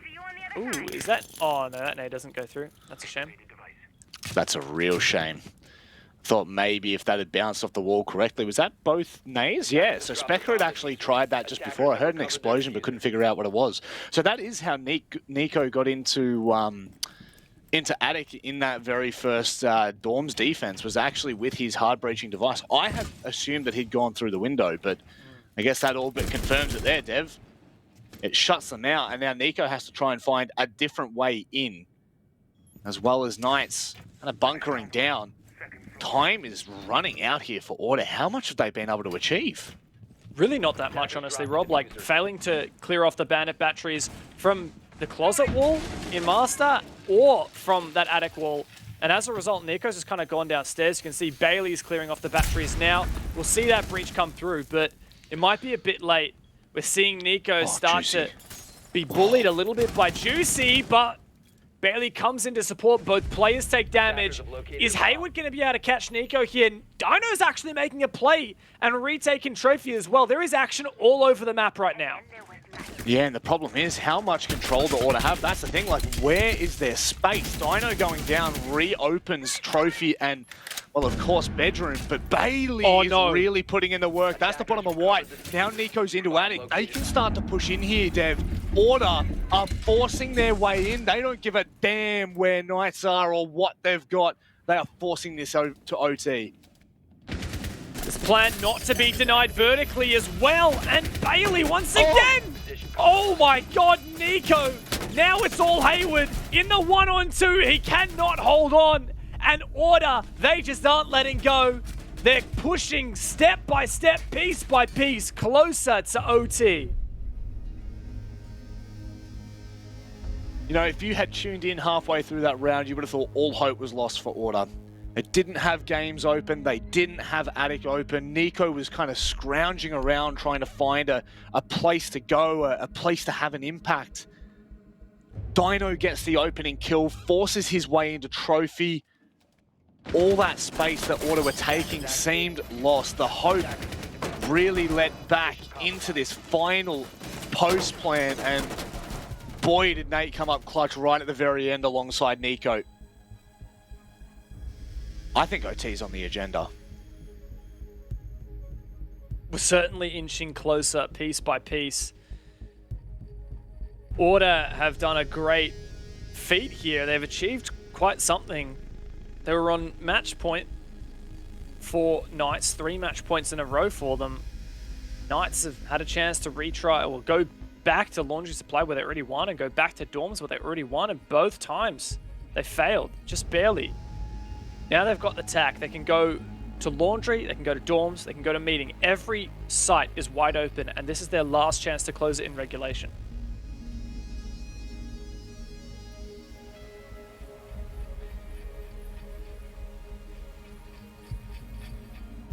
For the pure sake of storyline, you do want to see, if it's Knights, you want to see this done in regulation. For the Knights fans, they absolutely want to see this done in regulation. No more heart attacks, please. Order have given them enough. Yeah, but it's going to be again, Laundry once again. Yeah, it's just back down to the basement where we've seen such varied success. I think Knights are 1 for 1, and Order lost it twice and won it once.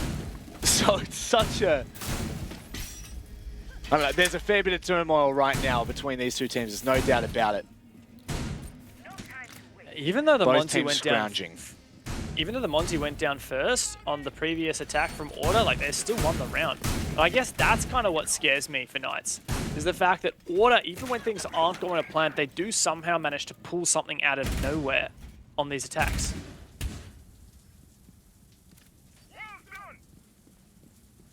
Seconds remaining. Twice in a row, we have said it. And twice in a row, Order Seconds to insertion. have broken all expectations. Attackers must locate and defuse a bomb. And now it comes down to it. Knights, this is where they have to show up. This is where they have to not falter. The team that is going to be representing, I mean, really, you know, APAC South, but also Oceania at the major in Mexico. This is their chance to also show their prowess when it comes to the domestic league, the national league. And you could not have asked for a better opportunity, considering this is a gauntlet and they can run it all. They can play every team, the best teams we have to offer. They can really show what they're made of. This map control take for Order has just been so good and so efficient once again. It always has been. I wonder whether Hayward playing a bit aggressively here could potentially punish. Looks like Josh is on those stairs. He's going to aggress here, maybe baiting a little bit. If Nate goes down here to Hayward, that could be massive. But Hayward's biding his time. He doesn't want to risk it. Wonder how much he's just heard in Attic there. It kind of feels like he has. Nate has found the kill on the Josh. So what has happened there? And he's gotten away. Hayward sniffing around, realizes that there's no more There's no more free kills. Attackers recover Did he the wait bomb. too long, Dev? He may well have, and now there's no guarantee anyone's going to expose themselves. Now they seem to not realize where he is, and he does get jacked for it. No more hard breach, at least not in the long range.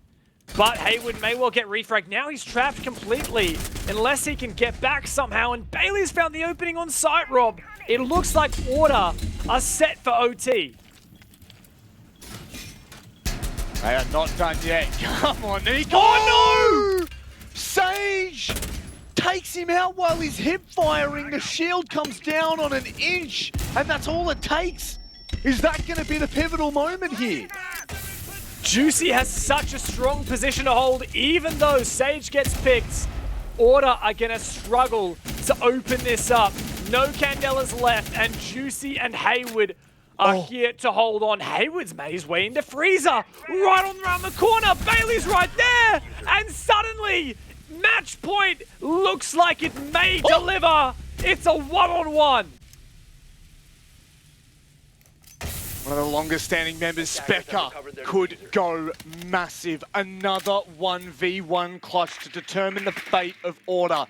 Their backs are up against the wall. They have to hope for Specker's play. Oh! He can't get it done. It's the Don. Of course it's the Don. Juicy sends Knights to the semi-finals. They will face Chiefs tomorrow. They are running the gauntlet. Is done, is good. Juicy steps up in the one-on-one, and the number of one-on-ones we saw between Order and Knights was unbelievable. 4 1v1s on map 3, 3 1v1s on map 2. Order threw everything they had at the Knights, but they couldn't get it done. And your Aussie team heading to Mexico is still in OCN. Woo! What a way to finish a series as well. Something that had been hard fought.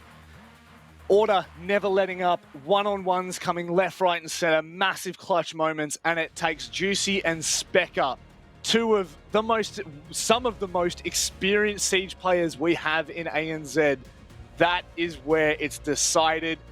I mean, what a fitting end to an incredible, what would it be? Technically quarterfinal here with the Knights and Order. That's it, yeah. Look, Order gave it everything they've got. They really put up a fight, and they played some incredibly entertaining Siege. And I'm going to keep saying, like, those map control takes on Oregon were just so efficient, but apparently not effective enough when Haywood was able to flank. So good from Order, but even better from Knights here. And the fact that we counted them out at the start of the day, we said, no, their focus is split. They're not completely heads in for OCN.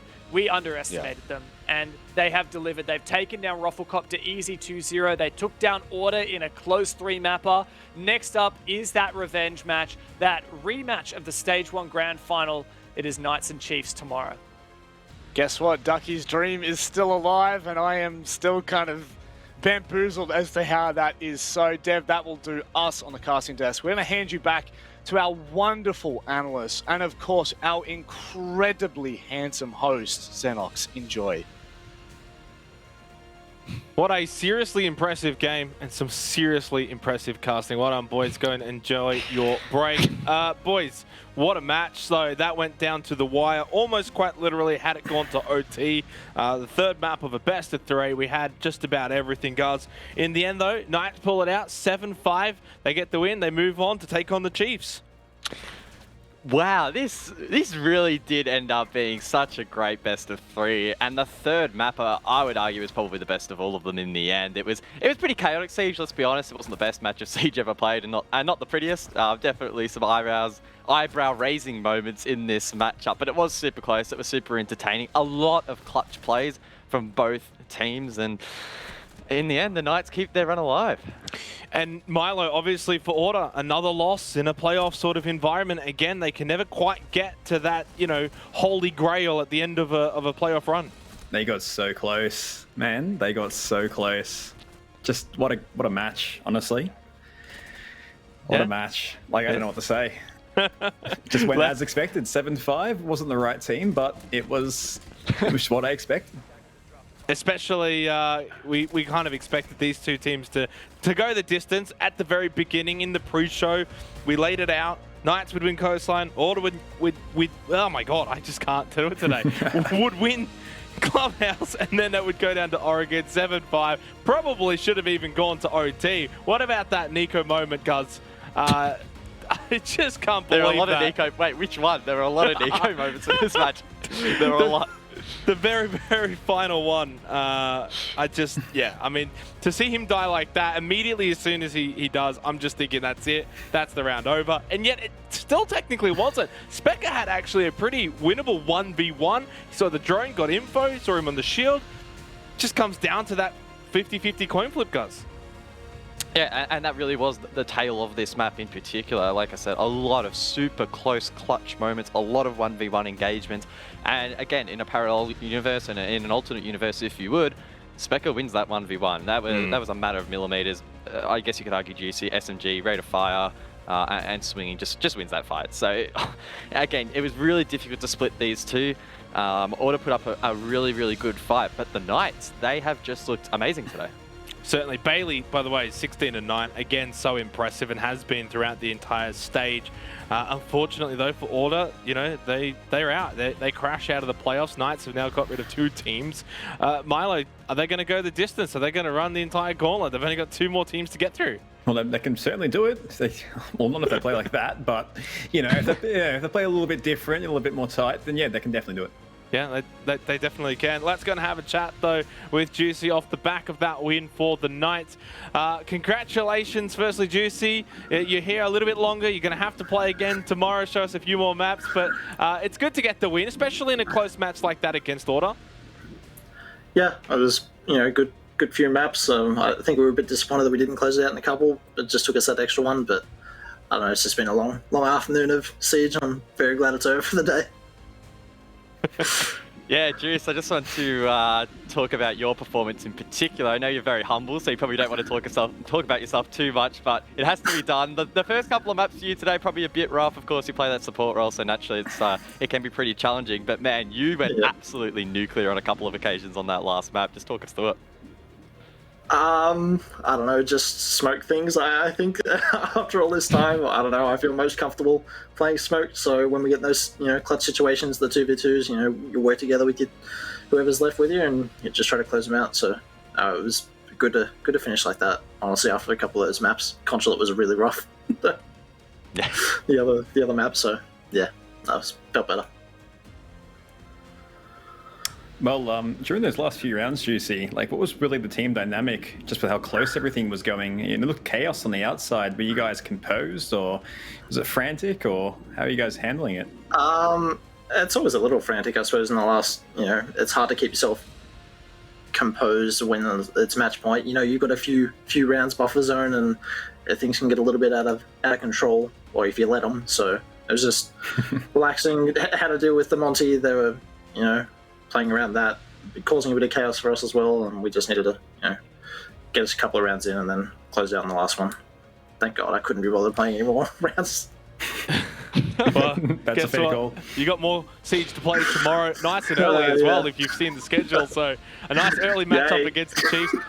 Any final thoughts though before we let you go on the night, mate? No, it's the same as always. Thanks to you boys, thanks to the casters, thanks to everyone. As always, I say the same thing every time, I think. Without it, it wouldn't happen. So we love it every single time. Thanks again for coming on and having a chat. Best of luck tomorrow, and who knows, we might see you again. Lovely. Thanks, boys. Catch ya. See you, Don. The Don is good, the Don is great, and the Don is through to the 3rd round, and just that little bit closer to the grand final. They would, of course, have to run the entire gauntlet, but hey, that's the 2 ways through. Guz, though, there was a team that got to this point in stage 1. It was Rufflecopter. They won the first round, then the second round, and then they fell short in the 3rd round to the Chiefs. It might happen again. Yeah, well, obviously we haven't had the gauntlet format for the longest time. We haven't had it for that long. This is only, of course, the second time, third time, whatever we're seeing it. So it's difficult to say. You know, are we ever going to see a team make that entire run? Ruffle have been the longest, or have gone the longest, as you mentioned. So the Knights would have to, of course, make history to go all the way. But the way they're playing, it really is something else right now. I don't know. They dealt with the pressure really well. I think Order, unlike Roffle, really did apply the blowtorch. That second or the third map rather, Oregon, as Juicy said, with that shield out, things started to get really, really chaotic. But they managed to compose themselves, and that's a really good confidence boost for them over the rest of the weekend.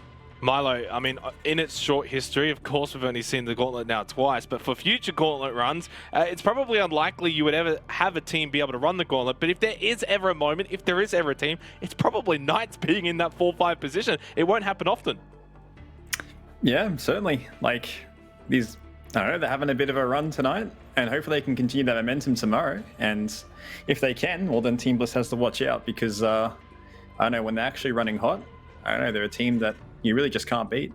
Definitely, if you're Chiefs and Team Bliss, both of them will be sleeping with one eye open tonight, knowing Knights are coming after them. Let's look at the predictions, though. This is also really my favorite segment, and see who is going to be sharing top spot, me and Manic. Yeah, that's rubbish. right. That's it cannot rubbish. change. Rubbish. We will be tied in first place because obviously there's a lot of Chief bandwagons there. There is, of course, the little run over towards the very far right of your screen. It is Ducky. He elected for Knights the entire way.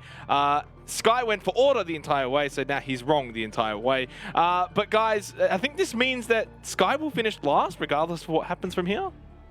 Unless the Chiefs lose, and then it'll be Dev, James, Marta. Maybe. Look, I don't really want to talk about this. Sorry, graphic. it's Dev Marta James. I forgot. He changed his Twitter. Yeah, anyway. This graphic doesn't really mean a whole lot. Predictions were finished at the regular season, so... I can take that too, because we finished first. I finished first in the regular season and in the players. But Milo, I know that the boys at the very beginning of the day kind of got your predictions. How have those gone? Well, it seems to have gone only 1-1 at the moment. I predicted Knights to win, and I predicted Order to win, and, well, I broke even tonight, so now I've got to make sure with the other ones.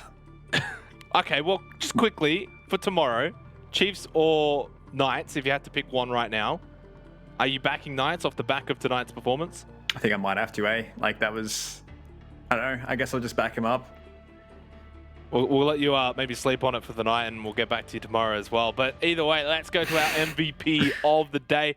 We couldn't look past Josh, though, from the Knights, guys. Just too good in the end. Overall, obviously, not just in the one map, but the old, what, 4, 5 maps? 5 maps they played today? I mean, it's an incredible amount of games that they did have to play, and Josh was a clear standout. Yeah, an 80% cost over 5 maps isn't too shabby, and the 1.37 KD served his team really nicely. Just across the board, played consistently. It didn't feel like we were, constantly screaming Josh's name all day, but he was just quietly chipping away, making sure that he got his job done. A really nice clutch there on Coastline. Was aggressive over towards Consulate as well in that Rufflecopter matchup, and then that momentum carried him across over towards the Order game as well. Milo, it's one thing to get sort of an MVP or a bit of recognition of, one map performance, but when you play 5 maps, of course, your averages kind of come back to normal. To do this for Josh over 5 maps, I think it's a very impressive feat. Well, that's my Joshy. He does it well. Well, you played with him. I Right? did. So what's Josh like to play with? It's been so long. Back then he was playing Maestro. Now he's just running around gunning. We had him nerfed a little bit back in the day, and now he's rightfully where he should be. On the fucking That's okay. I think you've still got your job secured for tomorrow, so I wouldn't worry. I need sleep. I need sleep, man. Mate, all I'm saying is you better get on the Kovacs, because I don't know if you're going to be coming back on the broadcast. Listen, though, Josh has got the license to roam, the license to frag, and right now he's going to be continue to fragging out tomorrow, of course, where the Knights have got a destiny against the Chiefs, and that's kind of where maybe the conversation starts moving to. Guz, you tipped the Chiefs in your little, prediction bracket run. Are you still vibing with them, knowing that the Knights are having a bit of a run here? Well, the Chiefs will be going into tomorrow fresh. I think that's going to serve them well. Yes, you don't have the momentum built up from today, but that's going to obviously diminish overnight, and we don't know whether or not the Knights will burn out tomorrow. That's the question, the big question, I guess, that needs to be answered. I'm going to stick by my prediction. I do think that the Chiefs were probably better prepared heading into this than the Knights, and it should show. Milo, we're closing the show here. I just want your final shorts. I don't want your shorts. I want your thoughts. I just want to hit the bed, man. Oh, listen, mate, it's been a pleasure to have you on today. We look forward to having you back again tomorrow, but that's us done for the day. It's been a fun one. We love to have a bit of fun here at OCN, and we hope to see you all bright and early tomorrow, because I know I'm going to be up early. What do we start at, like 1 p.m. or something crazy? It's Sunday. We'll have some fun. We'll be there, and we'll see you there. Position here for Hotshot. He has a Nitro cell in hand. We know how good the SMG can be. He plays from behind. He finds that thing on the juice. He swings and finds the second on the save. What a clutch there for Russell. Restores that lead for Rockcopter. Getting the elimination on Juicy. Bouncer finds another. Boyd gets a very easy kill on the Haywood. Oh, Haywood. What's going on there? Well, there's 2 down for Rocky. Same, make that 3. What is going on this round for the Knights? What is going on? What is going on, guys? Please tell me what is going on. I guess Knights really need to be careful. This lead will slowly and surely dwindle. Oh, no, not like that. God. Now, what is also really important right now is the fact that we have some track stingers being thrown thinks that. all the way through Generator. They're going to do it They're doing it again! They just love that wall! But Bailey, oh my God, what on earth is going on right now? Haywood, now needs third blood. The team kill could be detrimental. Josh just gobbles everybody up. Now it's all on Nico! 1-on-1! Bailey, in a 1-on-4, he can find 1 or 2 kills surely to pad the stats here, but there's just no way! 4 kills! Dino waits and he knows he should be able to find an easy kill at some point, unless he takes too long. Bouncing! We know in this situation he's capable. Dino has to get on it immediately. Bouncing, by the time you get up there, it's going to be too little too late. 2 seconds left in the round. Bouncing is not going to be aware. Pros don't fake. Dino holds it the whole way. A 3-3 half.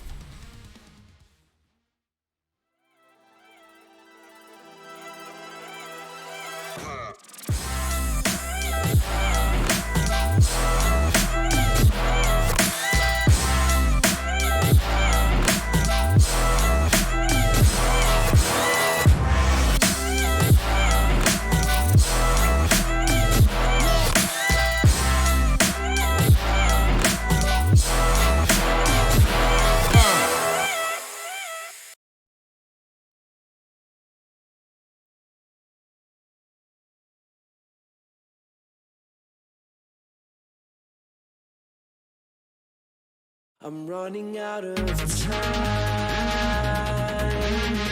I'm running out of feeling so. I'm running out of time.